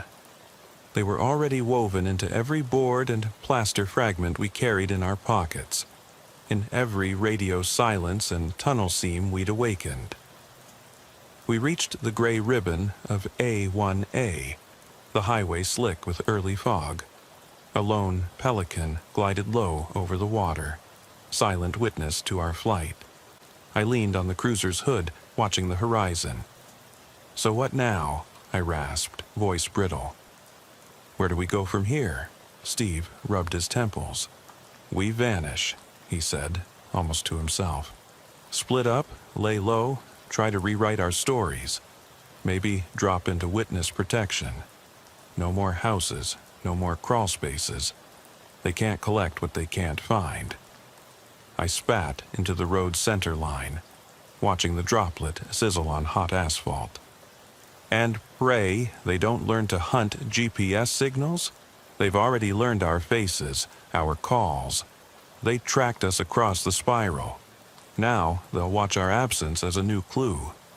He exhaled, voice heavy with dread. So, what if we don't run? We fight back, make our own ledger, public, viral, expose the cult. He flicked his phone, thumb hovering over the upload button. News outlets, social media, live stream from the swamp, force them into the light. I swallowed. The idea made my stomach roll. Flood the world with our terror so they have no hiding place. But part of me recoiled. Shining a spotlight on them could also fuel their need, their pattern. They thrived in attention as much as in silence. You really think that works? Broadcast their next move? He turned to me, face resolute. Better than disappearing. If we go dark, they take the blank space as victory. But if we go loud... He trailed off, staring at the charred journal. We either break the spiral, or we become its next curve. I looked down at the pages peeking from the burnt cover, our names scrawled in black ink beside a gnarled symbol. The last line was blank, as if waiting for me to sign. A tremor ran through my hand. No, I said quietly. We don't feed them what they want. I closed the journal with deliberate force. We've burned both ledger and lodge. We survived the spiral they drew. Their story ends in ash. Steve's eyes narrowed. And ours? I squared my shoulders. We write our own, different lines. We walk away from this, but not into hiding. We let them come to us. On our terms. I opened my palm, revealing the plastic envelope from Adam's house, still sealed beneath my second skin. I've been keeping this and that. I tapped my pocket where the recorder lay. All the confessions, all the calls, we have evidence. He stiffened. You kept the panel fragment? I nodded. And the Polaroids, and the voicemails. We protect them behind locked doors. Strict chain of custody. Then we build a case so airtight that any attempt to bury it becomes impossible. We force the department, the media, everyone to treat it as real. The cult counts on disbelief. We use belief as a weapon. He exhaled, first time since Beachcomber. You're crazy. I shrugged. Maybe, but if we let them shape the narrative, we're doomed. This ends when someone pulls the walls down around them, literally and figuratively. We burn the stones, yes, but we also shine lights into every crawl space, every hidden panel, every missing person file. We expand the spiral outward until their pattern collapses under scrutiny. He studied me, jaw working. Then he cracked a half smile, one of relief or madness, I couldn't tell. All right, we write our own chapter. We take it public. I nodded, stepping into the cruiser. First step, we go to Chief Martinez. Lay out everything. No filters, no redactions. If they scrap this and mark us rogue, so be it. Then we go to the press. Live interviews, evidence dumps, protect Adam's mom, the kid who heard footsteps in the bayou. We give every witness a platform. The cruiser's engine droned as Steve slid in beside me.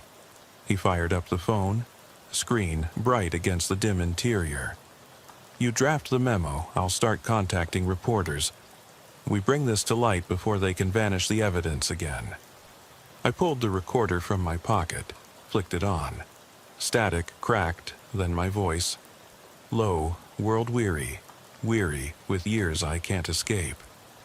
Detective's final log, spiral theory. The cult uses hidden spaces to collect bodies and stories. Ritual sites form a spiral path across Florida's highways. Our thesis, destroy their hidden realms and expose their ledger publicly.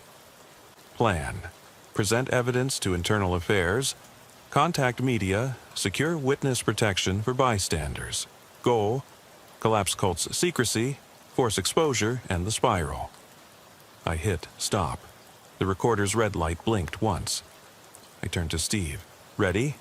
He exhaled, then exhaled again. Yeah. He pressed send on an encrypted message to dispatch logs. The phone chimed, a confirmation. He nodded, as if that tone meant survival. We drove away from the swamp, the highway stretching like a ribbon toward the city lights.